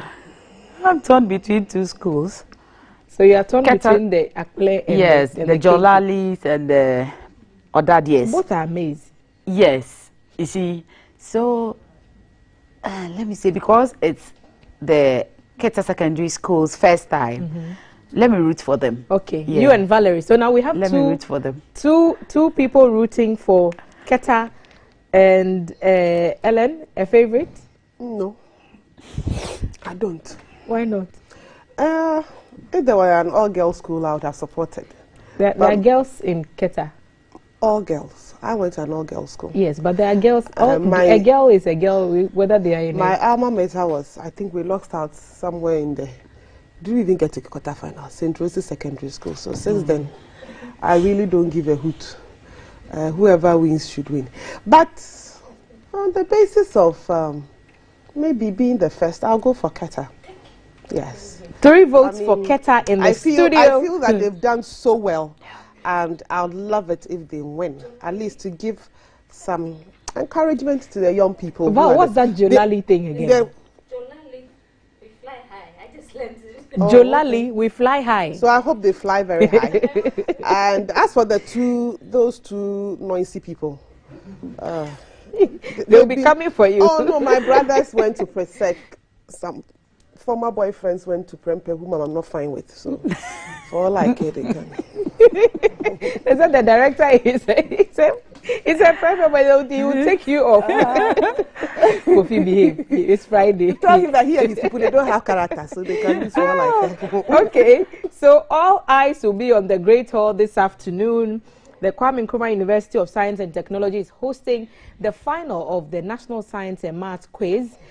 Kudos to the lads already in the final, to all the schools that are participating. Win first. All this spiritual debate.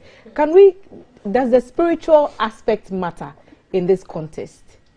I don't know why spiritual matter should come in this, but there's ways and means in football. Is there ways and means in science and maths quizzes? Oh, the only ways and means is to learn how to prepare. Okay. I mean, we like putting spiritism in everything, but the spiritual world will help those who are prepared. So absolutely, I don't believe in spiritual stuff. So may the best team win. Hopefully, Ketasco, not those two noisy ones. Hey. Ketasco has so many fans in this because of the two noisy people they are going with. The director will take you off. I'm already his voice are in there. So we'll keep an eye on that, and then as I said earlier, when we return on Monday, perhaps we will celebrate. Let's see if Ketasco wins the day, or if Presec wins the day, or if the Fufu guys, the Prempe College guys, take it all the way to Ashanti region. I'm trying to find the story on the Atu Asian case, and the Daily Graphic is carrying it on page 26. The judge says he will not tolerate delays in that trial. The Accra High Court has told the founder of the defunct Capital Bank, William Atu Asian, who has been accused of collapsing the bank, that it will not allow him to delay the trial. The presiding judge, Justice Eric Cheba, for a justice of the Court of Appeal, sitting as a High Court judge, was not particularly happy yesterday when Atu Asian failed to show up to continue with his defense. Counsel for Asian, Mr. Bafor Jehu Ashibonsu, presented a medical report that his client was seeking treatment for a condition known as obstructive sleep disorder, and therefore prayed the court to adjourn the case for 2 weeks. What are your thoughts on this, Aisha?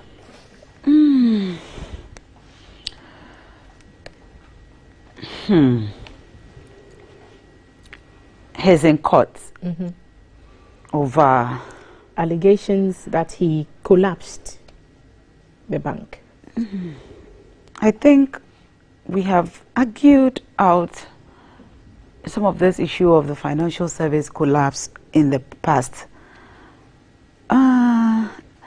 People felt, and I also felt, we could have helped them with some money to, you know, revive them. Unfortunately, it didn't happen as expected, but a rather huge amount of money was used in getting the banks collapsed, including Atuisian's bank. I don't know, he feels he has a case, he's in court to defend himself, and let's see the outcome. Let's see the outcome. But if you are in court to defend yourself and you are not showing up, the judge is very concerned that that is delaying. He may have a reason for not showing up. I don't know if the story has carried out. His lawyer said he was not well and he's seeking treatment for obstructive sleep disorder. Okay, so I think that's a reason. It's up to the judge to, you know, delve deeper and see if it's true or not. Then we can take it from there. But I have an issue with the collapse of the banks, and I think that will be a subject for another day, because we can't delve deeper into that today. We are talking subtly about his absence in the court and all that. So let's focus there. Okay. You can get involved in all the conversations we've had. The WhatsApp number is 055-55-61034. Some of you have sent messages across to us already. We are streaming live on Facebook and on YouTube. We are also available for comment on Twitter and Instagram. So follow our official handles. They are all verified. Do not deal with any unverified GBC account. We do not have rights to those. We do not own those. We do not approve of the content there, but we approve of the content we share on our verified pages. So get on that train. Ellen, I wonder what your thoughts are on the delays, and the judge is saying no more. Well, I've been following this case for quite a while. If we are going to go into the merits of the case, that is not our job. It's the job of the court to do that. But Mr. Atuisian is proven to be quite the actor. Wasn't he the same person who went to cry in court? So now he's moved from crying, and then he moved on to preaching in court. And now he's what? He can't sleep. Obstructive sleep disorder. Meaning he can't sleep. And so the judge is right to say that he will not tolerate such issues, because the longer the case keeps in court, the longer you waste everybody's time, with all due respect, and you waste state resources. So the earlier we have this case sorted out, so that we know whether he's guilty or not, we can move on, and he can also move on with his life. It will be better for all of us. This sort of theatrics and tricks, and I don't know what names to give it. Oh, well, let's wait for next 2 weeks, whether he will come with another disease. He can't sleep. Seriously, those people's monies. Don't let us go into we shouldn't go into the merits of the case before we are cited for contempt. Contempt, yes, because the matter is in court. I hope he finds sleep within the next 2 weeks so that he shows up. Well, he said, the lawyer said he's seeking treatment. So the other stories on other papers, in other newspapers, the Finder is reporting the PwC Ghana saying receivers should bear the cost of the e-levy. So adding to the discussions ongoing about the e-levy proposed by government in the budget. And the government support for agribusiness inadequate is someone's thought.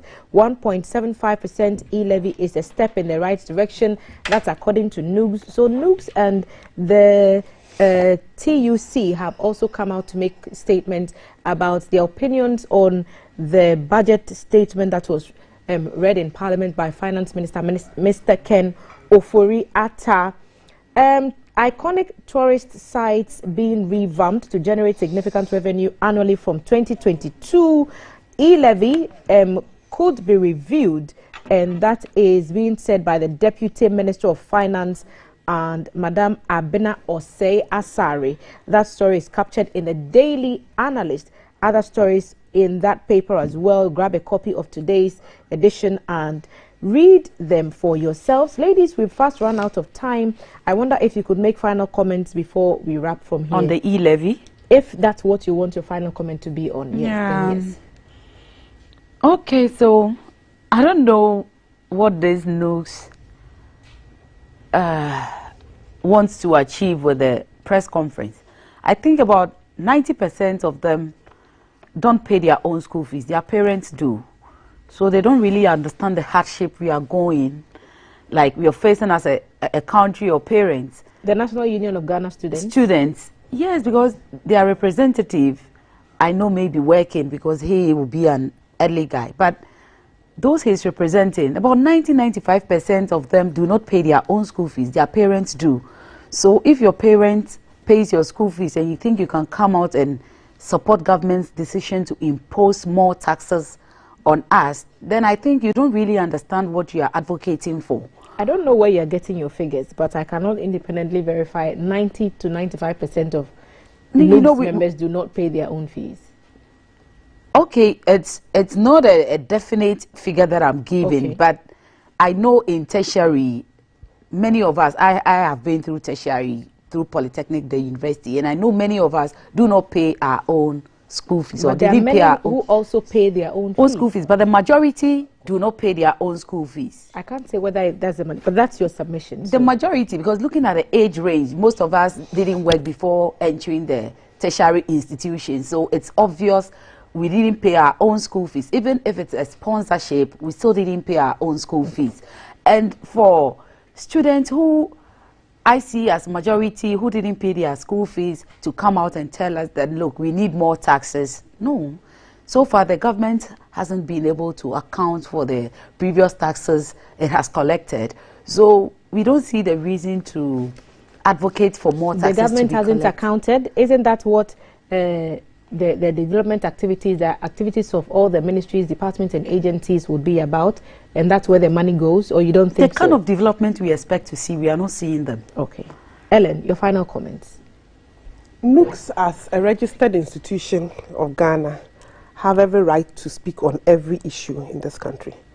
I consider NUCs as this particular group of NUCs as a watered down NUCs. The NUCs of our fathers were the ones who could call for the whole country to come to a stop. They were the ones who could speak to military governments and the military government's head.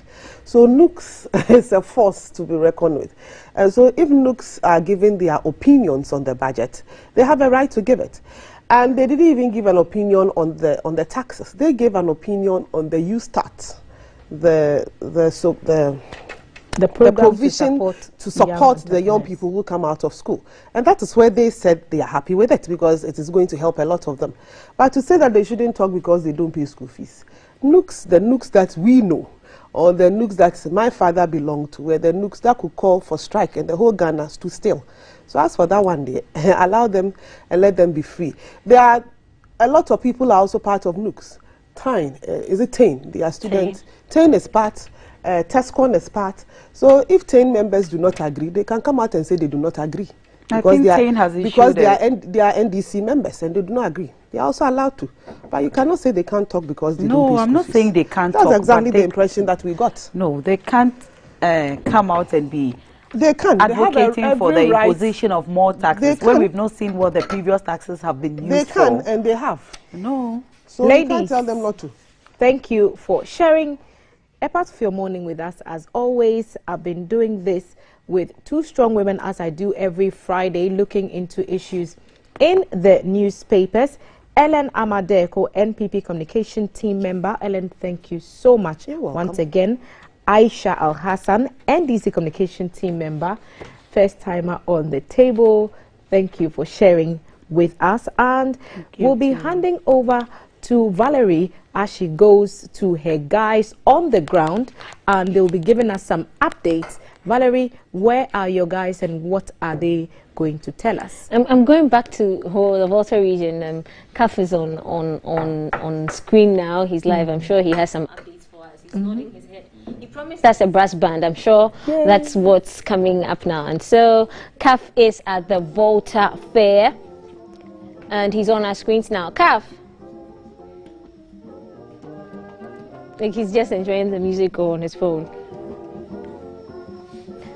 So the show, so the show is interactive. We are live on Facebook. We're streaming live on Facebook. All right. Okay. And welcome back to the Volta Fair. And I'm enjoying the drums, and may the drums continue playing while I introduce this set of very talented musicians. So they are playing a variety of instruments, brass and reed. So you have a tuba, a euphonium, 3 trombones, 2 French horns. There's an alto sax right there in the middle. We have 4 trumpets. We've got some percussion, big bass drum there, some shakers, khatse as we call it, a snare, and some 2 congas there. This is the Prime Youth Band PYB, led by Della Gajeti, and they've been around for about 3 years, featuring Elik Blim, the trombonist, who looks like he just is on his way to the mosque, but he's actually here to give us some great music with PYB. So let's sit back, relax, and on a beautiful Friday like this, let's just enjoy the sounds of the Volta region at the Volta Fair from PYB. Enjoy.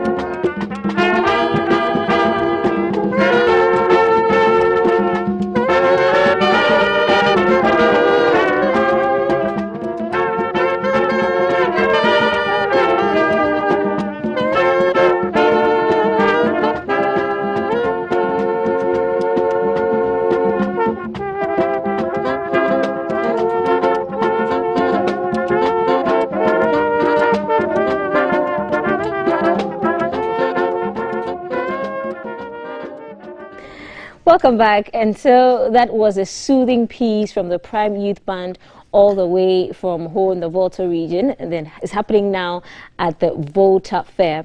Well, the hashtag to follow is still GTV Breakfast. T is getting ready to have that sit down with a legendary man who has graced our screens for years, and there's a lot to share and a lot to learn from. The hashtag to follow is GTV Breakfast. The show is made possible by Awake Purified Water, Shield Acrylic Paint, Adonko Next Level Energy Drink, Cheesy Pizza, Airtel Tigo responsible for the lifestyle segment, and then of course Lufat responsible for the health segment. We'll take a quick break. Live from GBC Studio 1, this is The Breakfast Show.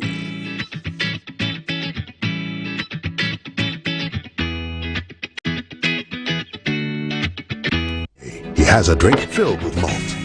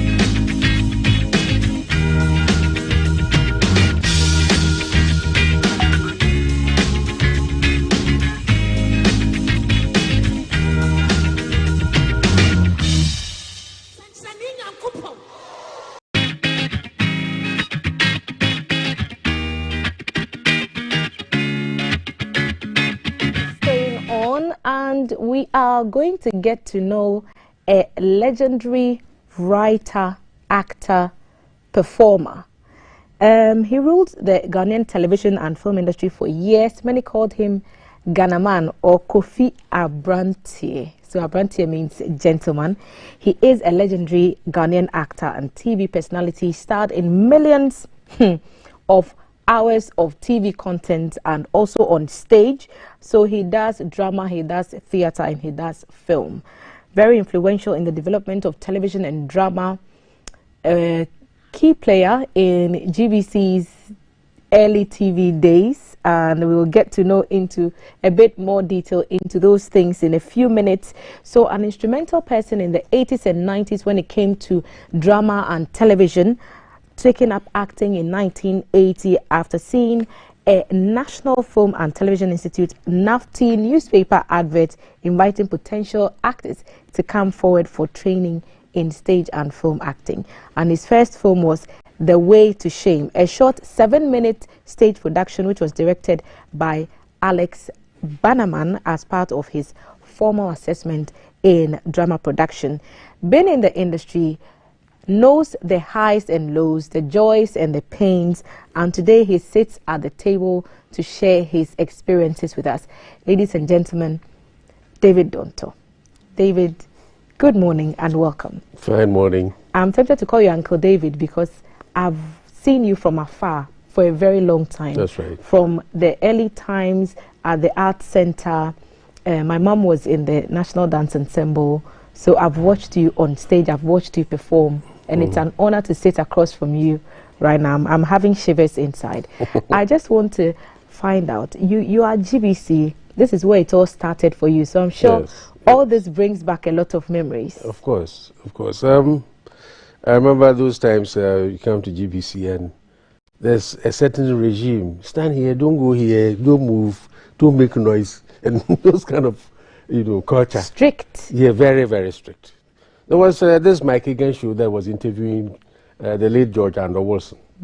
He had a Wilson's Academy training actors in stage acting and film acting at Ghana Films, and I happened to be among. And because of the interview, Mike Egan asked him to prepare a short piece for them to do, so that to serve as a basis for his conversation with him. So we did a play called Gus the Theatre Cat by T.S. Eliot, and I played the lead as Gus.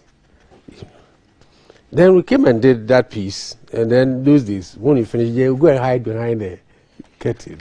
That is the psych. Go and hide behind it and wait till the show ends before they ask you to go out, move out. And then I was behind the curtain when I heard Mike Egan say that, the guy who played your lead, who played in the lead as Gus, he has a huge potential. He could be a very good actor. And I heard that thing, I said, oh, really?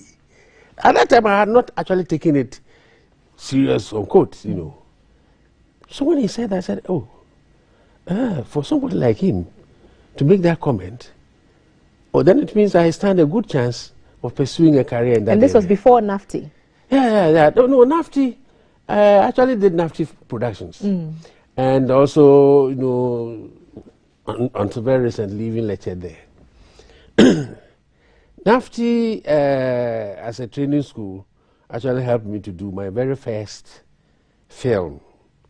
As in a film, that you have cameras, looking at you and performing something for them to capture and all of that. We went there, and actually, even going there was an accident. I was living with my auntie in Dansoman, and I had gone. My auntie had left to the U.S. with her husband, and I was the one keeping the house because they were doing extension on the house. So I wake up in the morning, and then I walk to the roadside, go and buy newspapers. And then while I have my breakfast, I wait the time by reading the newspapers. And I saw a crew, the director, whatever, and then I saw Alex Bannerman, who was my classmate. And we all did art. In fact, we won art competition. Something, close season, when you don't have to go and hunt in the forest. So like we have for fishing now? Exactly, yeah. And he was the first, and I was the second for, secondary school. the junior secondary school. And so we were close friends. When we finished this form, he decided to come briefly work at Ghana Films and then go to NAFTI. But I had continued to sixth form and had finished the sixth form. And I also could not qualify enough to go and do my medicine because I did chemistry, physics, biology, maths. You wanted to be a doctor? In sixth form, yes. I wanted to be a medical doctor. So when the production, Alex saw me by the roadside and I asked him, what are you doing here? Those days, mobile phone was not there, so there's nothing like calling people to her.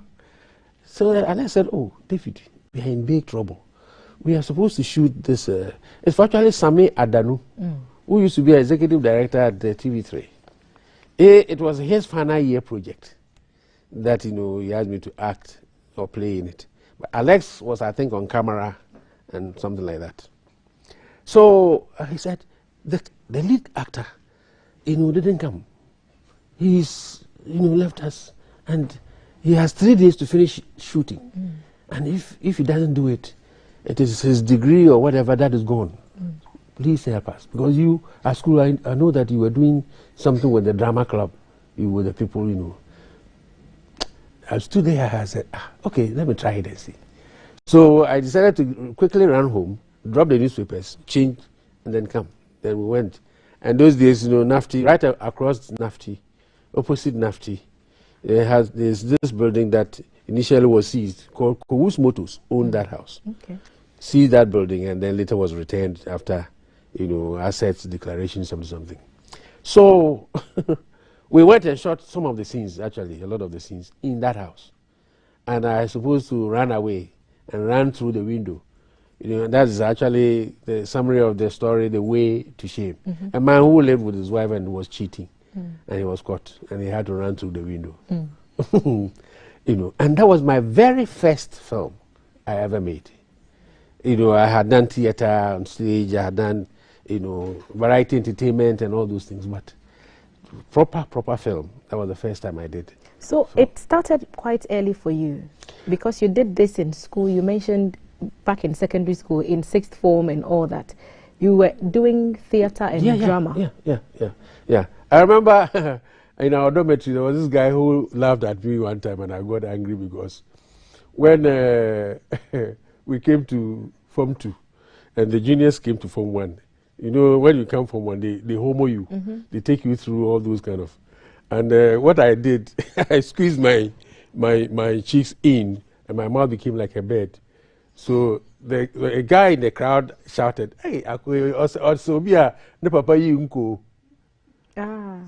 So when we finished the show and went to the dormitory, the juniors who had come, for second year, for first year, we were in second year. They also had their homo's night. We did a few things just to help support them, break their ice, and get them also to come on board. And somebody shouted, "We unko nyamano." So at the dormitory, this guy was laughing at me. We unko nyamano. And it hit me, but after a while, it actually opened gates for me to be part of the drama club. There was this drama club that we're doing, the dramas in English and also in Twi. And I was so curious of learning the Twi because I was a Fanti, I could read and write Fanti. But if you speak the Twi, I could hear, I could respond and all that, but I couldn't read and write the way you should, so I decided to. And one of the plays that we did was by one of our masters called Shebia, Lawrence Eshidumafu. People used to call him Kape. Kape means Capernaum. He used to teach divinity. And you come and draw Israel or whatever, and put some dot somewhere, and then write by it Capernaum. And then people gave him the shortened form of Capernaum. Cape, so they used to call him Cape. Did you think back then that you would become this household name, this sensation called Ghana Man? No, I didn't know, and I wouldn't know. But I was also not surprised to a very large extent because I remember, I live in a big compound house in Cape Coast. In fact, it means the chief's house, at Jejano. It's a big house with about 30 families. You can imagine mothers, and fathers and children and whatever. And that house had, I mean, a plethora of all kinds of professionals. Sorry. You have teachers, you have civil servants, you have mechanics, you have fishermen, you have taxi drivers, all kinds of human beings were in the house.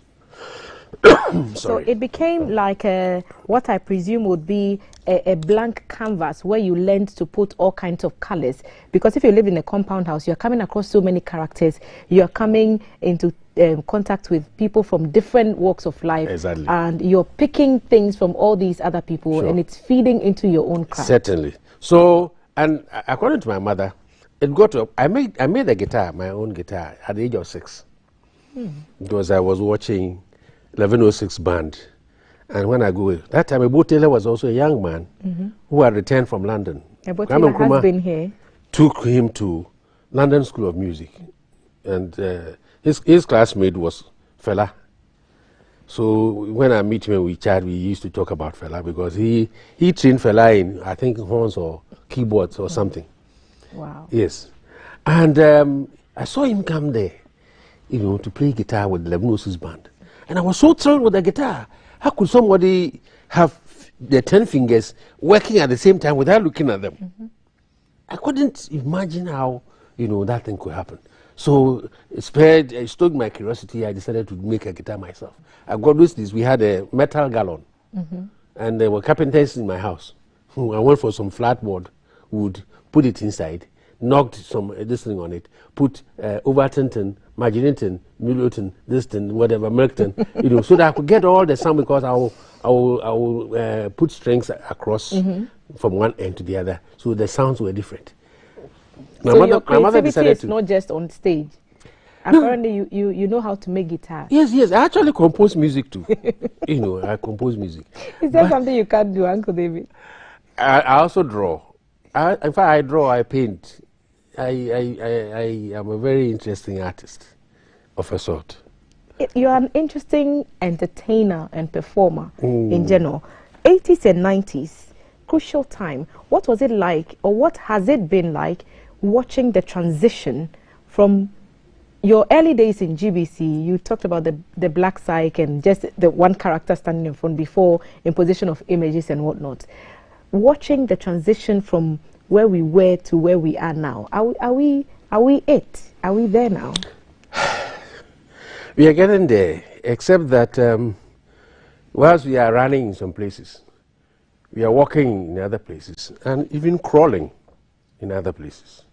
And because of that, the movement is not holistic. We are all not on the same level of development, of advancement. And it has actually happened so because there are areas or paradigms of our development that we have ignored over the years, to a point where we actually don't care, what we put out there that speaks to our value as human beings. It looks like, the value we place on ourselves has gone very low. Is this for the film industry? For all the entertainment industry, for culture. Our value that we place on ourselves as human beings has really gone down. And it's gone down because of our lack of supervision right from home to the school. Formally, the mother, and of course to some extent the father, are actually the mentors of the child at home. Do this, don't do this, sweep here, plan here, whatever, do all kinds of things that a child will do. And now be conscious of what is called the discipline of working. Adhering to time. Hey, school time, those things will always make you start thinking about a system or a system. A certain system, sorry. That functions in any society. That brings discipline. That discipline is gone. Because now parents find it very difficult. It's not our fault that, at least for those who live in the urban areas, television has taken the place of the parents. And of course now the internet. So the children, quote unquote, educate themselves through these.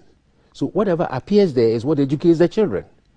So if you don't look critically at what you put out there or whatever appears there that the children consume, you are growing human beings who become alien to their own environment because you are feeding them foreign culture.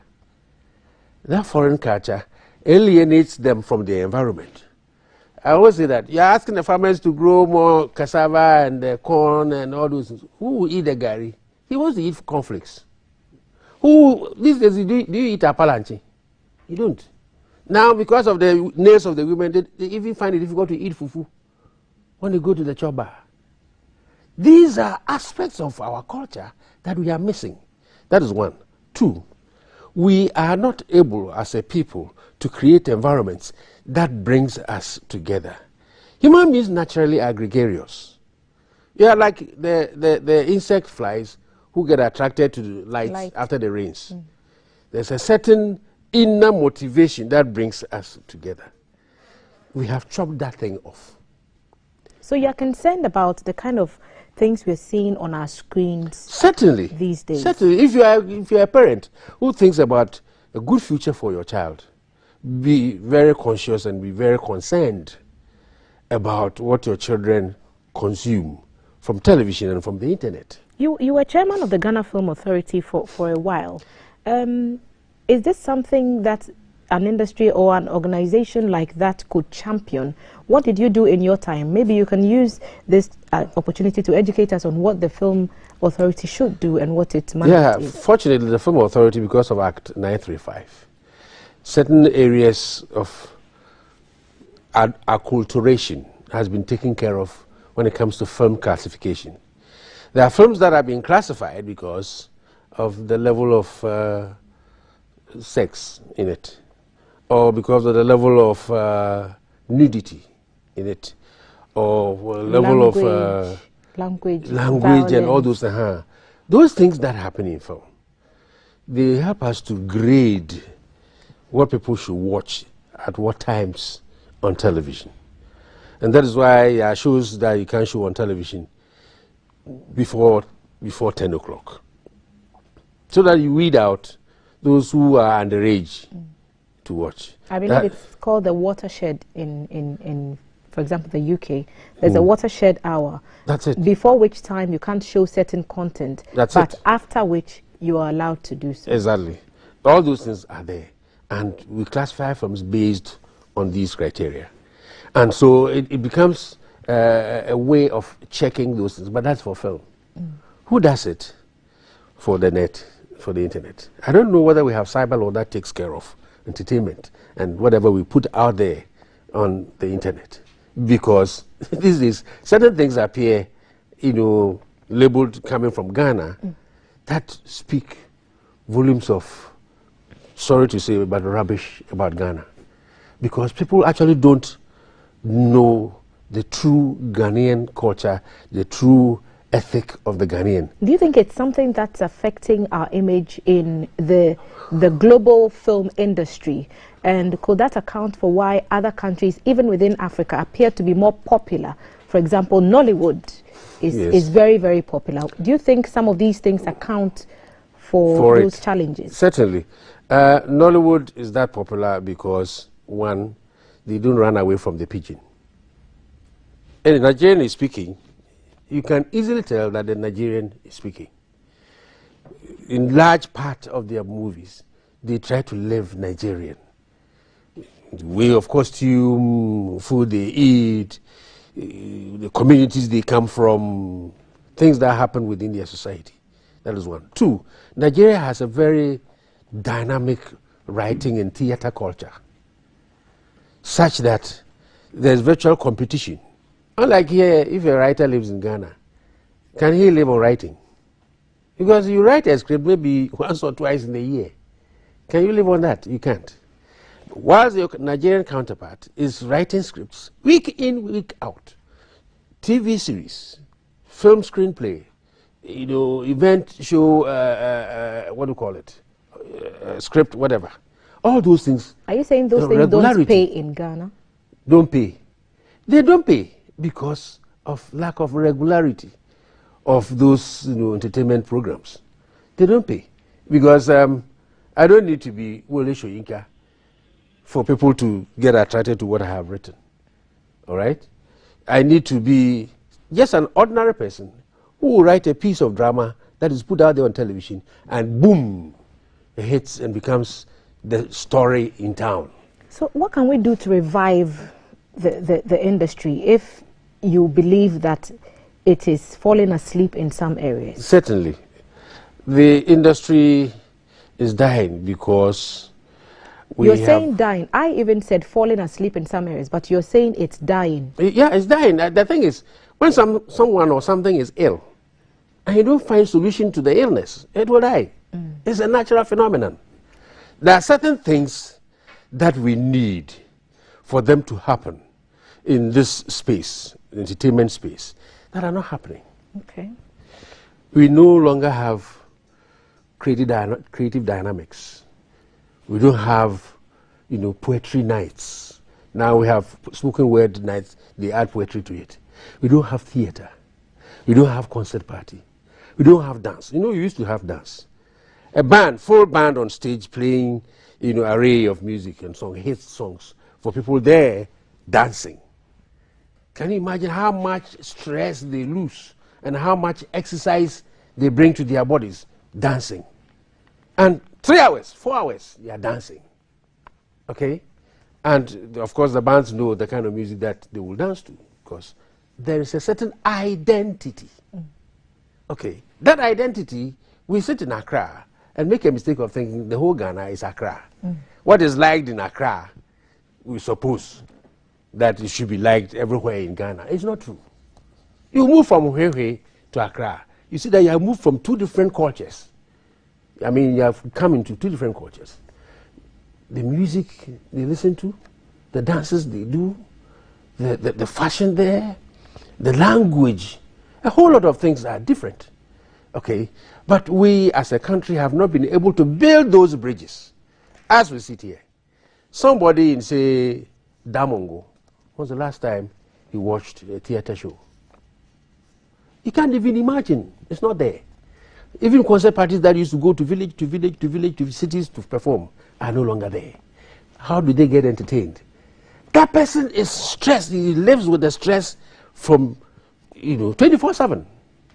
And that person is capable of anything. When a human being is under stress, it's like a cornered cat. It can do anything. So it sounds, just listening to you, it sounds like there are things that other people are getting right elsewhere. Yes, for example, that we are not. in South Africa and Nigeria, when it comes to the film industry, and language and cultures are a key part of them. So in what specific ways can we then begin to mend the bridges? That's right. And to plug the holes? I like the word mend. You see, theater is that space that creates fantasy for children to be curious and to ask questions about the development and motivate themselves into what they should do to develop their society. Get the person thinking. In as much as the person will be happy or cry or do whatever because of the story of the drama, you are getting the person also to learn so many other things. But those things are no longer there. A lot of people will talk about, when we were in school, we used to have etiquette for boys and girls. Now it's not there. Where do they see it? Where do they get it? How do they get it? Television, I don't know how many hours television in Ghana offers for children or for children's programs. I don't know.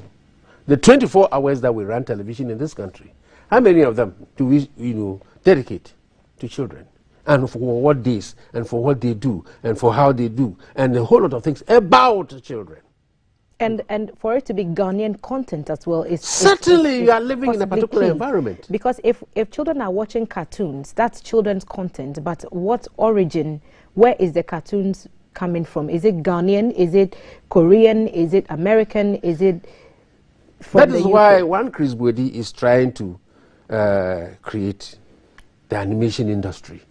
He's actually working on it. Maybe at the appropriate time it will come out for people to know. Create an animation industry that you tell stories about the lizard, about the tortoise, about the rabbit, about Kweku Anansi. Let them fantasize and know that these are stories that are not alien to them. These are stories that belong in their own society. Now, there's so much wisdom. You see, human beings are very intelligent, naturally. They have the talent to think and to reason. But you have to polish it. Otherwise, it will become dormant and die in the person. And the way you can polish it is to get the child involved in theater. Get the child involved in theater. You can be a part of this conversation. Our WhatsApp number is 055-5561-034. We are having a chat with legendary actor David Dontoh, and he's sharing, dropping wisdom left, right, center, telling us how we can improve the creative arts industry. A message has just come in. I really admire Mr. David. He's one of the living legends I'm looking up to. I wish I would meet him one day. I have so much to ask him. Love you, sir. So many people watching us right now, and they are listening to what you're saying. We are talking about turning things around. And do you believe it's not too late? Is there still time for us to catch up to best practices, best standards, as is happening elsewhere? Once you accept late, you are dead. It's never late. We can actually bring everything back around and in grand style because we have the resources.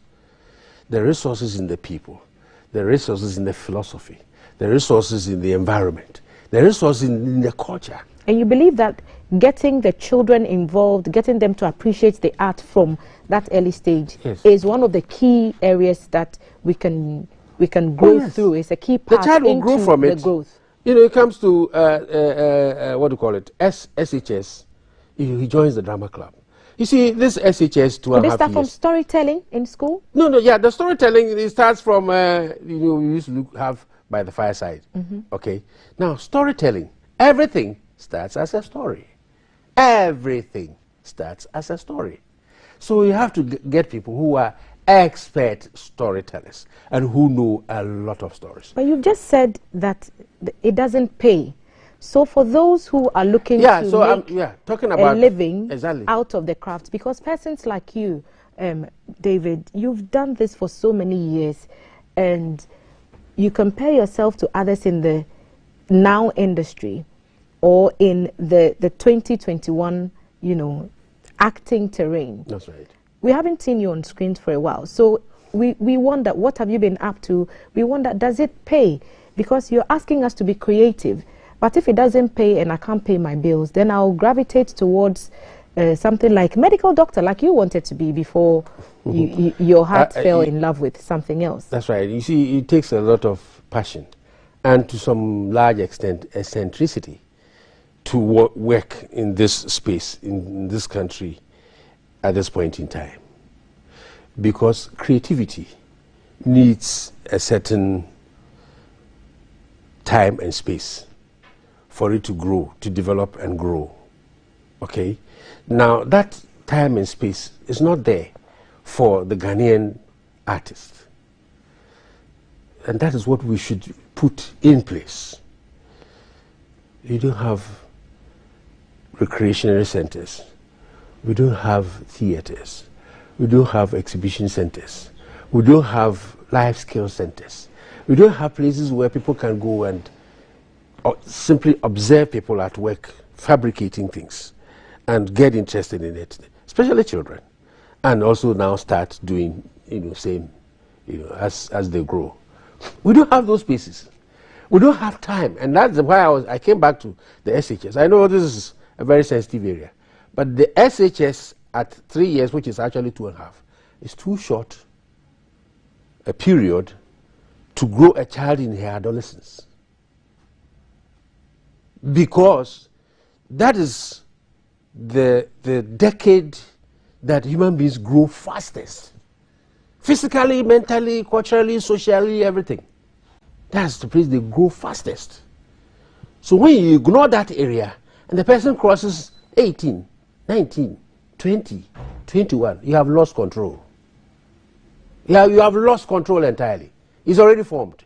He's already developed his idiosyncrasies, things he likes, things he culturally relishes, things he wants. And that's why I'm saying, take a girl out and say, I'm taking you to go and get some very good pizza. I want you to go and buy a palanchi and coconut at Asalam Down. And she will look at you some way. Hey, what is that? They don't even know what it is to start with. See how we are getting lost in what we eat, in what we dress. This morning I was chatting with some lady, and I wanted to see her to discuss some program that she herself was interested in. She says she has to go to the hairdressers to do her hair. However, she's been managing for some time with Duku. Hey, Duku is coming back. That's her. Duku is coming back. I said, you see, now you're beginning to see why our mothers were putting on Duku. Mm-hmm. It's not every time we can go get the time to go and sit at the hairdressers and for hours. Those that do that, stringy rasta, 6 hours, 8 hours. Oh, yeah, with me. Oh, yes. Yeah, sometimes for days. Yeah, I mean, wow, are you sick? Uncle David, so a lot could be done to improve situations, to improve standards in the theater, drama, creative arts space. Yeah, okay. The key thing is that for new entrants into the game, money making is key. Also because they look at the end or the post on-screen life of persons in the creative arts industry. That's right. And some leave much to be desired. Certainly. What are your thoughts on the welfare of actors? Yeah. And I can ask you specifically because we haven't seen you on screen for a while. Yes. I don't know if you're doing other things. I think we'll pick on that before we wrap this interview. Yes, I'm actually on screen. Okay. I get myself involved in making films, and also very much neck deep in series. Currently, there's a series that is running on Akwaba Magic DSTV called Dede. I'm John Robertson in it. Yep. And Dede is now one of the most watched series in the whole of Africa. It's even over Big Brother Nigeria, whatever. The eyeballs to Dede is more than Big Brother Nigeria. So you can imagine the power of that medium and what it can do in changing people's perspectives, people's way of thinking, people's beliefs even in themselves. There are certain things that happen. Drama, like I said, is fantasy. It tries to create what is not believable to be believable. It tries to create situations where, after watching it, you will now be asking yourself questions about your own importance as a human being. Are you living as a true human being? Are you, what do you call it, filling that bill of the qualification of a human being? You must.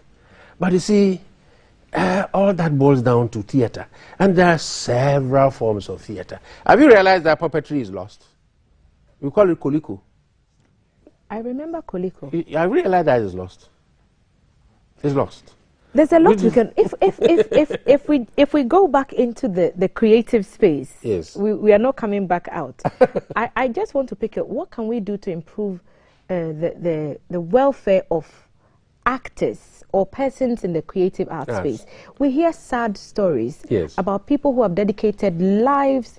They've dedicated decades to entertaining to mentor other people and to show and to keep others relaxed. Persons like you, we come home after a long day, we are watching the day, we are watching all the great characters on screen, but off screen the concern is some are not living the lives that we would expect. How can we turn things around? Yes, first of all, the structures are not there. It's an area as a country we have ignored for so many years. So many structures are not there. That is systemic structures. So many infrastructure are not available. Even our educational system does not recognize it.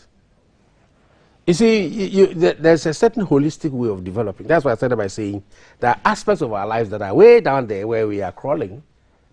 Others that, we're somewhere there walking. And others, without even looking back, we are racing into the future. So the society is jagged. We are not moving abreast of each other. So should assume their responsibility for themselves, for their welfare? Partly so, and also partly society as well, because what we produce is intangible. We don't grow cocoa trees. Do you still make money from any of the movies that you've made up until now? Royalties, are they paid? No, because we've not been able to hone in the copyright royalties thing to the best that it should operate in this country.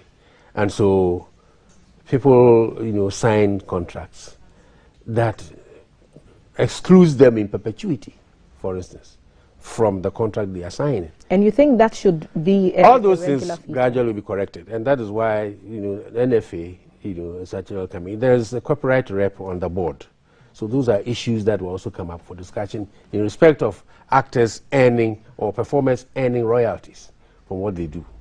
That is one. Two, if the systems are there or the structures are there, we don't have logging system in this country. Where, how many times have you watched Obra, elsewhere? And what is the system through which whoever logs in and watches it makes the money? Where does he pay it to? So like the streaming services that we have for music. Exactly. You think we should have same for exactly the other actors or other sectors, subsectors in the creative space? Yes, especially because it's not there. And we lack competition and festivals in our system, in the creative space, I mean. When was the last time you went to an art exhibition?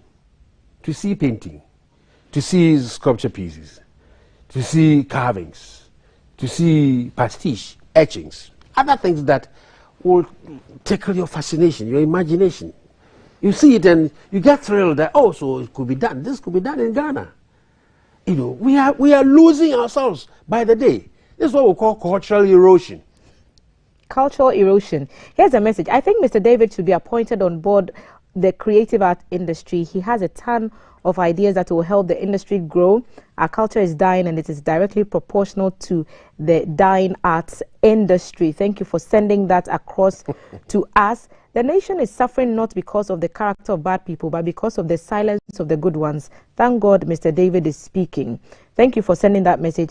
Great interview. We are losing our culture as a nation because of what we show on our channels. Thank you for sending. Good morning, ma'am. Sir David is speaking the truth, but the fact is that our leaders are not ready to give the necessary support. Thank you. So none of us is telling us where you're sending us a message from. I love this thought-provoking interview with legend David Dontoh. I'm loving it as well. Thank you for sending your messages across. And I just want to pick your thoughts quickly. If we move from what I would call for this interview, the golden age of art and creatives, who are your contemporary favorites? So in this new range of actors, actresses, performers, and entertainers, who are your favorites? Lots of them for specific productions. Okay. But of course, you should identify those star performers, in it. Now, these days, you don't even identify star dancers. It's like Ghana doesn't even have dancers anymore. And it's because we don't do dancing competitions and we don't do, I remember Embassy Club Pleasure. I've met you there. This one is freestyle dancing. Okay. But dancing, cultural dancing. Cultural dancing, that traditional. Okay. Dancing that is choreographed. Dancing that is abstract.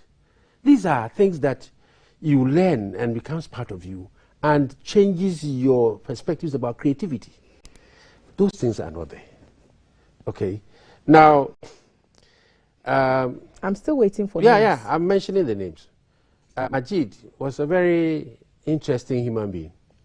Yeah, he is a very fast thinker and also has been able to break away from, quote unquote, a certain level of timidity in our youth. If you compare the Ghanaian youth to the Nigerian youth, you would say the Ghanaian youth is timid. Yeah, the Nigerians appear more daring. Yes, daring. And daring, not just being daring in what they wear and the noise they make and, aping the Western civilization. No. They are daring in making Nigeria, Nigeria. We want Ghanaians who should dare to make Ghana, Ghana. Why do you say Ghana? Why do you call it Ghana? Why do you think that, you have a certain identity that, you can call it Ghana? What and what come together to make a person a Ghanaian, for instance? Okay. Jackie Appiah was very good. Yvonne Nelson is also good, but I think she's not so much passionate about acting. But she's a perfect actress. Somebody who has outlasted and still is so relevant in acting is Edna Matachi. she has grown from very bottom from to the stage, very top. Yes. Stage days. From stage I remember her from this Art very Center. studio. This very studio. You know, Edna was one of the pioneers of opera. That time, Keteke. That time she had just finished O-level and was in the house. And had joined Talents Theatre Company. And she was interested in acting, so she joined opera. And that time, her tree, or let me say, was so, you know, loose. So that's the woman who played, is it Bortele Beta Widow? I don't know, I think, I have not watched. It may be. Some very beautiful black woman. Black woman. National Theatre. Black, beautiful woman. Yes. You know, the fair one. The one who always had the low cut. I'm trying to see. This actress, this fair actress, short with, you know, she always carries Akofa. Akofa Ejani. You know, these are people who are so passionate, but they don't get support from anywhere. Uncle David, someone is saying there's no money in the industry. It takes a lot of passion for one to be in the creative arts industry. Because we are quickly running out of this. But you are saying there's money there. It's just that people are not paid their worth. You see, there's a Volta Fair going on in Volta region. Yes, we are there. Look at the entertainment dimension of it. It's not there. We just saw some brass band music. Oh, yes. Brass band music, they are there. They have already been prepared. Cafe has prepared a bobobo breakfast for us as well. All those things must be there. But how do you thematically factor entertainment into the fair? Uncle David, if we continue this interview, we won't go home. Before I release you from the seat, that's right, because I won't get you again. How is your on-screen wife, partner in crime, on-screen soulmate? What crime did you commit? On-screen partnership. It's not crime. I haven't even asked the question. How is Mami Dokno?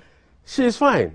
How's your relationship with I saw her just about 2 weeks or so ago. Okay. Or even a week ago. But we came here for, Obra wants to rehearse something for Christmas, some Christmas drama. Tell us what to expect.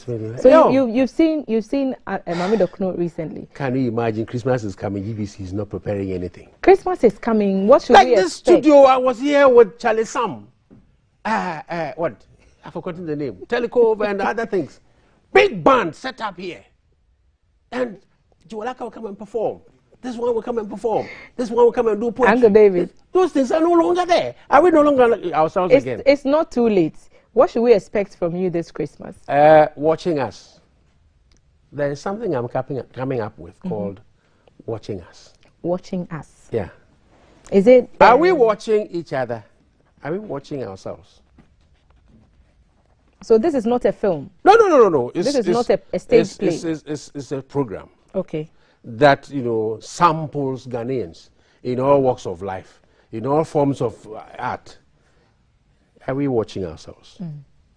We are not. We are not watching ourselves. When is this program coming up? Well, I will actually come and discuss with GTV because I want it at GTV. I don't want it anywhere else. I will. My heart was about to ask for just that, but thank God you've also made the offer. I'm sure that the team would be happy to sit down with you. Uncle David, why are you not on social media?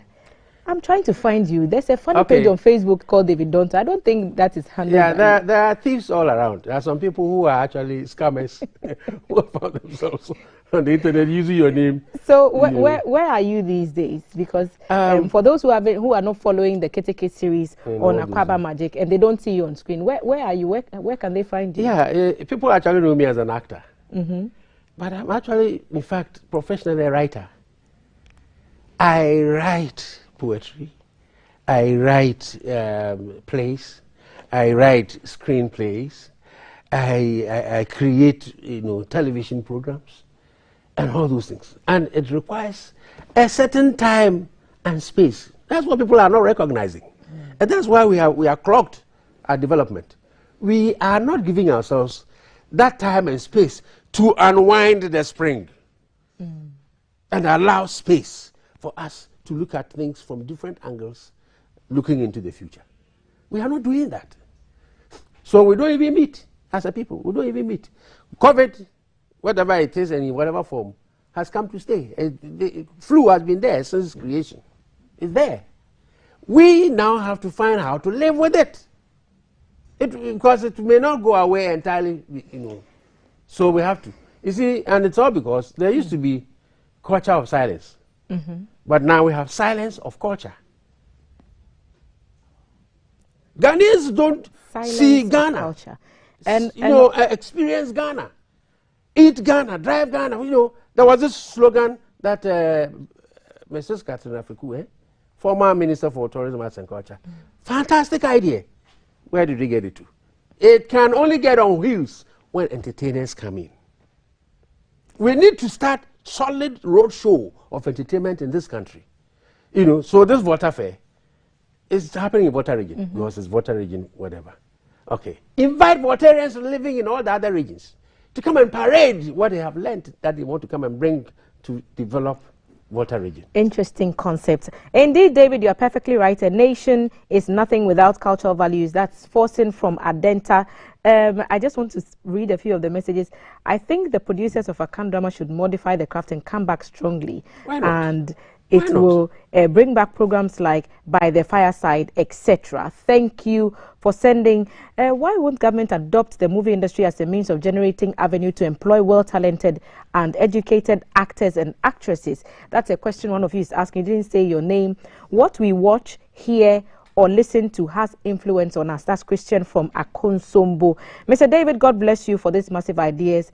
I'm Aroma Jerry from Volta region. Thank you, Uncle David, for sharing a big part of your morning with us on the Breakfast Show. We are looking forward to collaborations, partnerships for watching us.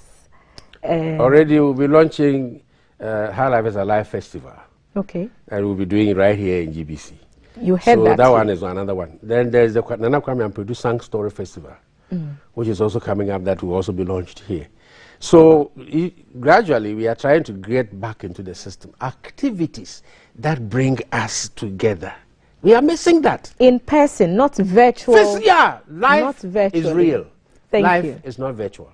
Life is real, life is not virtual. The parting comment from iconic actor David Dontoh, who has shared a part of his morning with us. Uncle David, thank you so much. I'm very much looking forward to all these special programs that you have coming up. And we wish you well. Thank you for having me. Your endeavors. David Dontoh is Ghanaian actor, living legend. He's done so much for on stage, so theater, he's done drama, he's done film, and he is in a lot of hearts, a lot of Ghanaian hearts, and a lot of hearts across the world for his passion for acting and the creative art space. He's shared ideas on how to grow the industry, and we hope it adds into conversations on making things better for the creative actors space. And you're still watching Breakfast on GTV. Thank you for sending your messages across. A key shout to Eugenia Adom, head of preview department. Today is your birthday. From all of us, we are wishing you a very happy birthday. Follow Red Cotton Clothing on Instagram, and you can get ready-made, stylish Ankara dresses from there, located on the Spintex Road and also at East Legon. Valerie is preparing to bring you the lifestyle segment in partnership with Airtel Tigo. We'll be right back. You don't want to miss it.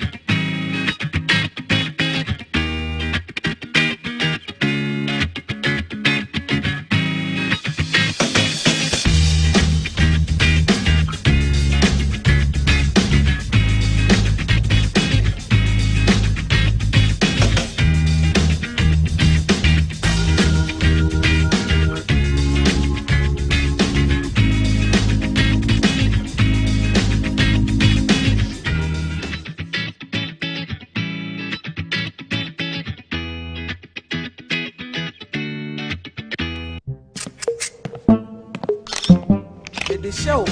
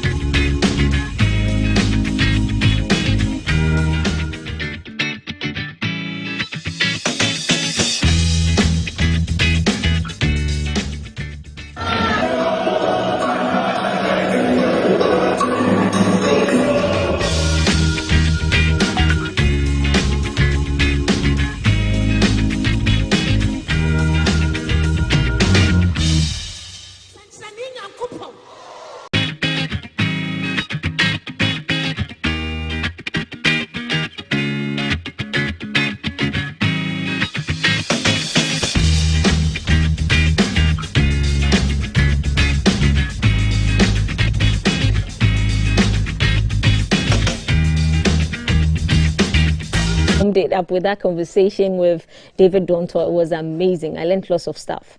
And so tomorrow, all roads will lead to a certain location somewhere in Sakumono, if I am right. We are going to be doing Ransomed. So Ransomed is like back-to-back praises and worship.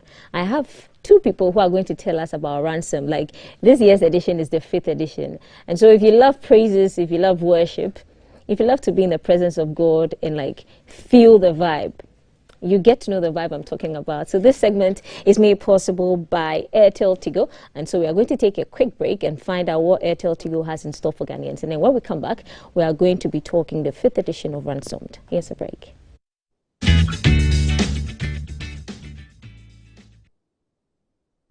My name is Kanita Abdurrahman and I'm coming from Tema Community 25 and I won 10,000 Ghana cedis and I'm so excited about that. I'm going to invest it into my business. 95,000 plus 1,000 plus 1,000. I'm a do 5,000 Ghana cedis. I won 2,000 Ghana cedis. Oh, Ngwini, Akpenu, come here me. I'm a proud winner of a 1,000 Ghana cedi in the ongoing Airtel Tigo Tugumiso promo.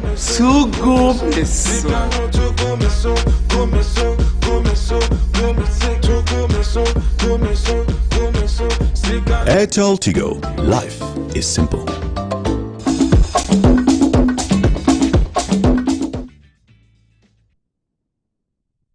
Welcome back to the side that warms your day and sets the tone right for the weekend, the Friday edition.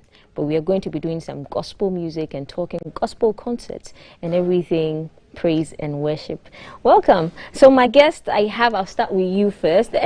Loretta Ajete, yes, aka Law. She is a gospel musician. She's been around for 15 years, but she's been active for 3. We are going to get to talk to her and find out what she has in store and what she's going to be doing on Ransomed. And then I have Ni Manche, aka the sensational MC. Guys, if you've been to any events and concerts and you haven't seen this guy, then you don't go to the right concerts. You're going to go to the right parties. You don't go to the right weddings, because This is the sensational MC. Okay, so welcome, lady and gentlemen. Thank Law you so and much. me. Thank you. So tomorrow, Ransomed, the 5th edition is happening. Yes. And the theme for this year is Grace personified, Jesus.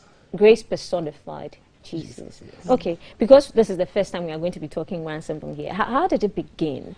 Well, personally, I I believe and I subscribe wholly to the grace of God. And I believe that for everything that we are and ever can be will only be possible by the grace of God.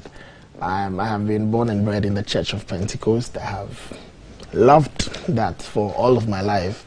And so, again, I've also loved working on events and other projects and all of that. So at a certain point in time, I looked at a whole timeline of things that had gone on in my life, and I was like, look, I think it's only prudent that we do well to acknowledge God's grace, because without it, it won't be possible. A typical example is when I attended Tema School, by the way, and when I was done, for me, mentally, that was the end of the road. There was nothing like thinking of a first degree. First degree sounded like some mathematical something to me. It wasn't part of my syllabus.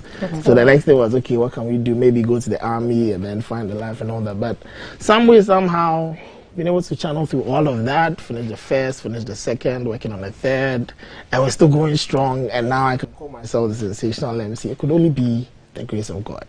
And I don't want to tell people your other job. He has a corporate job, but I don't want to say Please, that's not for discussion. So all of that are into why I think that God has been good. And so about 5 years ago, I ran Gemini Consults, an events planning company, and I decided that we need to have a signature event.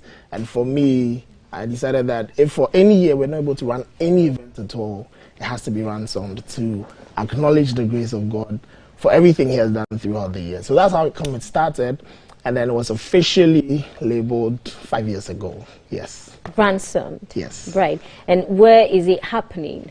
My church, PIWC Sakumono. It's just close to the Junction Mall, if you know the Junction Mall. It's inside Sakumono, yes. Right. Yes. And what time does it begin? 6 p.m. prompt. We are not doing any GMT. All COVID protocols observed. Yes. Right. Yes. Are we looking to buy tickets? Is it a free event? It's a free event. Free events. It is an absolutely free event. It's ransom, so it's been paid for by grace.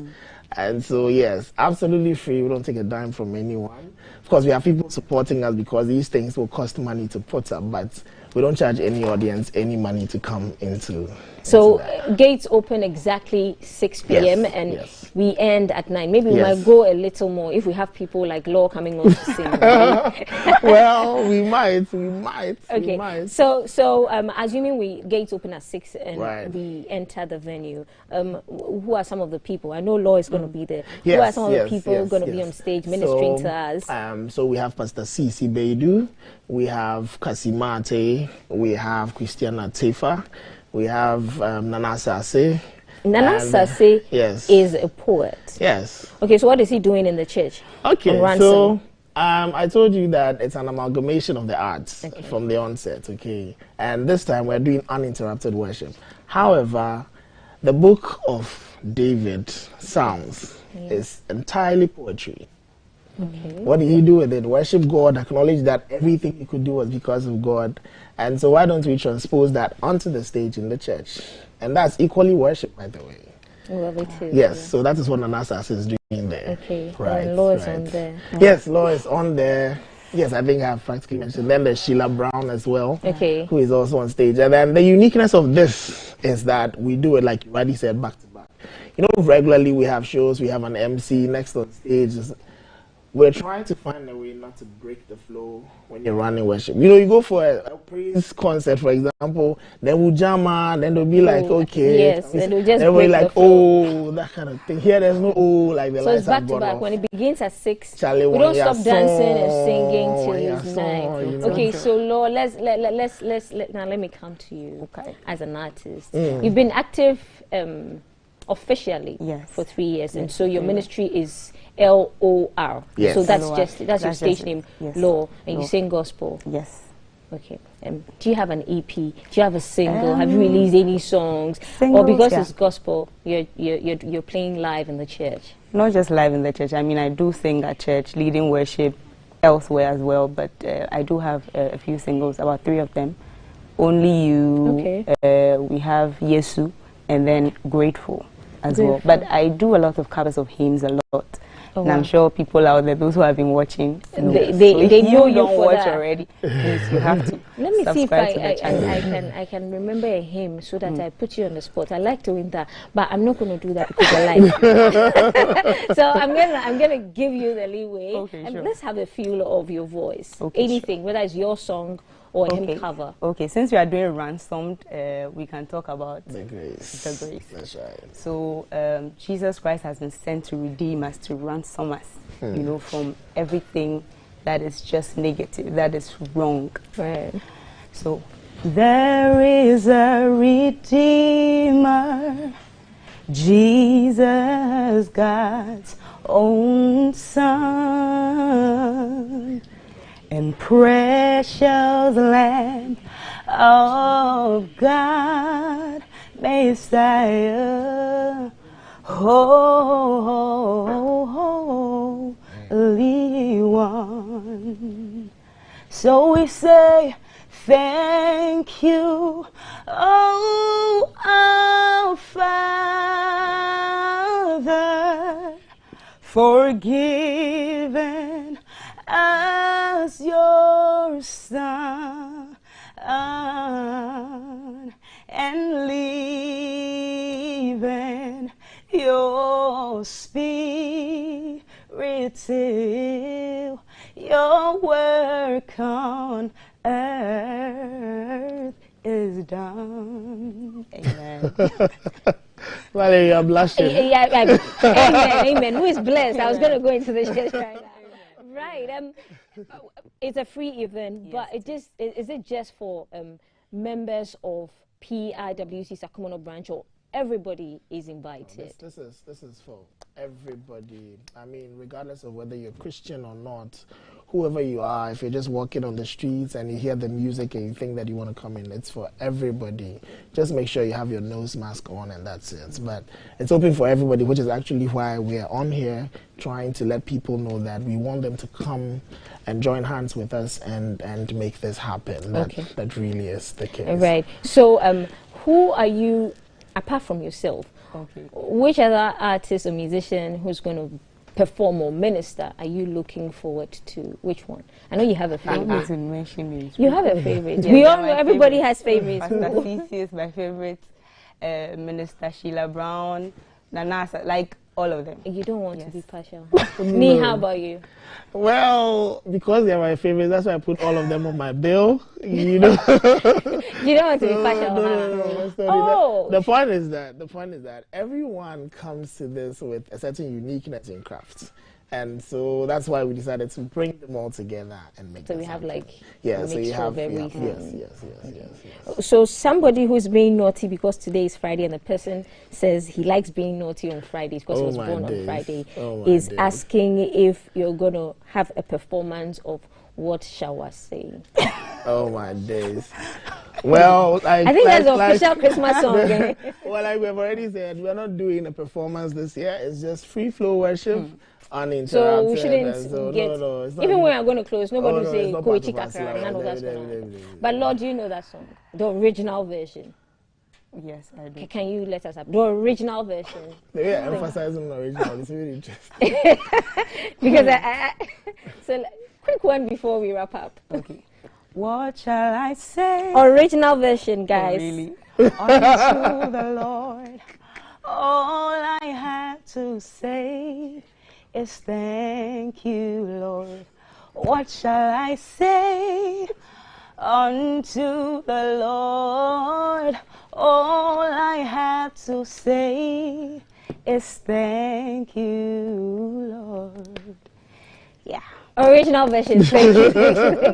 So, what are the hashtags to follow? Is there a number to call for directions? Give us the 411 on that. So the hashtag is ransomed, just ransomed, hashtag ransomed. And then anybody could reach us on 0243 229965. But if you permit me, Val, I'd like to say thank you to some people who have made it possible. I know you're going to breathe, but it's fine. We'll do that another time. You can say thank you to everybody. Thank you to everyone in one sentence. who has you know, supported us to make this possible, and we're really grateful to all of you. I mean, you know yourself, but we really appreciate the support. And to you, Val, and the team, making this possible, Ben up there, we're very grateful. Yes, really our director Kofi Appiagyei says he's going to make a show, so you have to give him special seating. Oh, that would be great. Yes. That would be great. Right. I'd have a VIP seat for him. Yes, Kofi Appiagyei, that's to you. So thank you, ladies and gentlemen, thank me and Law for coming. And before I go, yes, I would like everyone to go out there to subscribe to my YouTube channel. It's Bekofi Creative Hub. That's BEKOFI Creative Hub. So check out the videos and you'll be blessed. Thank you. That's a nice way of ending it for us. And so we spent time with Lee and Law. They are here to talk about Ransomed. Ransomed is happening. The 5th edition is happening tomorrow at PIWC Sakumono branch. It starts, gates open at 6 p.m. ends at 9 p.m. It's back to back, no breaks. It's a free event, guys. So we know Ghanaians love free things, so you can go there. It's free. But remember, all COVID-19 protocols will be observed. So remember to carry along an extra mask, maybe. The hashtag to follow is GTV Breakfast. We'll take a quick break.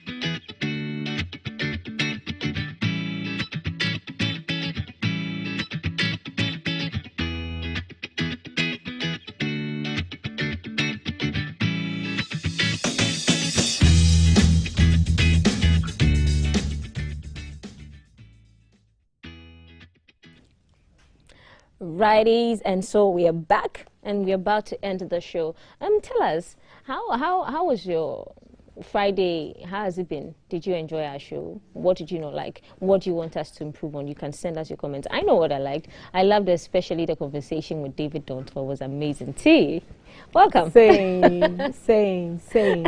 You know, half the time I'm sitting there listening to this great man because, like I said, I grew up watching him on screen. I grew up you know, Art Center, seeing him there, National Theatre.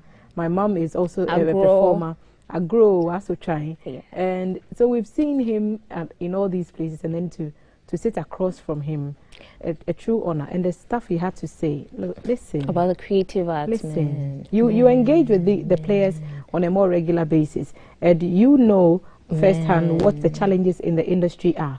So to have people who make suggestions on how we can improve things. They've lived it and they are telling it. So they're not making it up. It's not abstract. It's home. It hits home for them. It makes you wonder why the seasoned likes of David Dontoh and his contemporaries are not ambassadors for different sectors in the creative arts industry. But hey, that's actually really a good point to know. So because we cannot end the show alone, CAF will have our heads. Yes, we are going to cross cameras. We are on best behavior because of the Abobitaji. Yes, and so CAF is going to, as usual, how we do every time, is going to help us end the show. You want the man to kill us? No, he won't.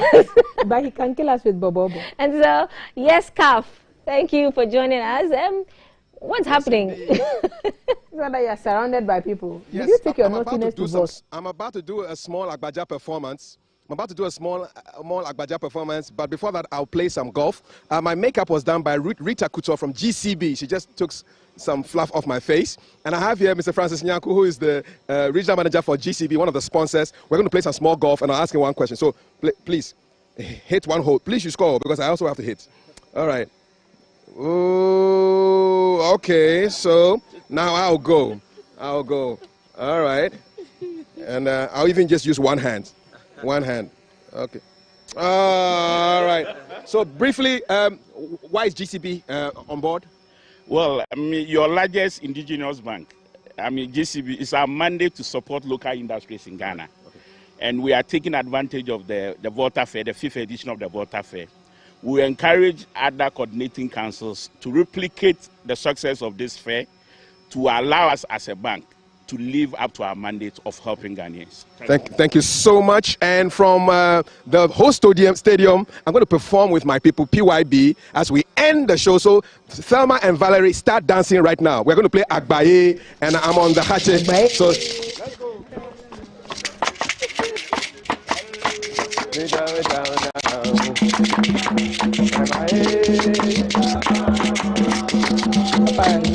I mean, I can't dance. That's the thing. You have to come and get up. Come and start doing it. Oh, we are listening. And there's no way we can dance.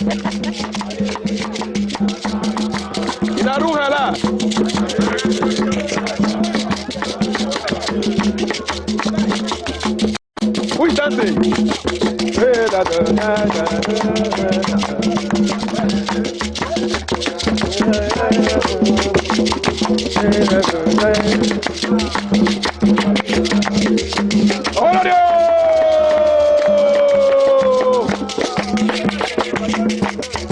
Face the camera.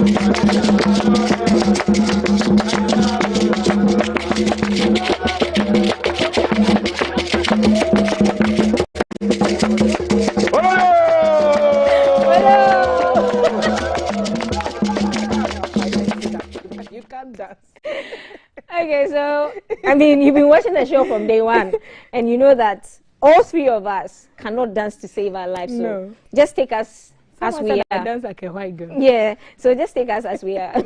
So this is the Friday That is not edition. This is the Friday edition of GTV Breakfast. The hashtag to follow is still GTV Breakfast. And over the weekend, if you come across funny videos, stuff that you want us to share, you want our team to come and look at, keep an eye Russia, you can send your videos and comments to our WhatsApp number, which is 05555611034, and on all our social media handles: Facebook, YouTube, Instagram, and Twitter. Thank you for staying with us. It was a pleasure inviting us into your homes, on your phones, your offices, everywhere. Thank you. Have a great weekend.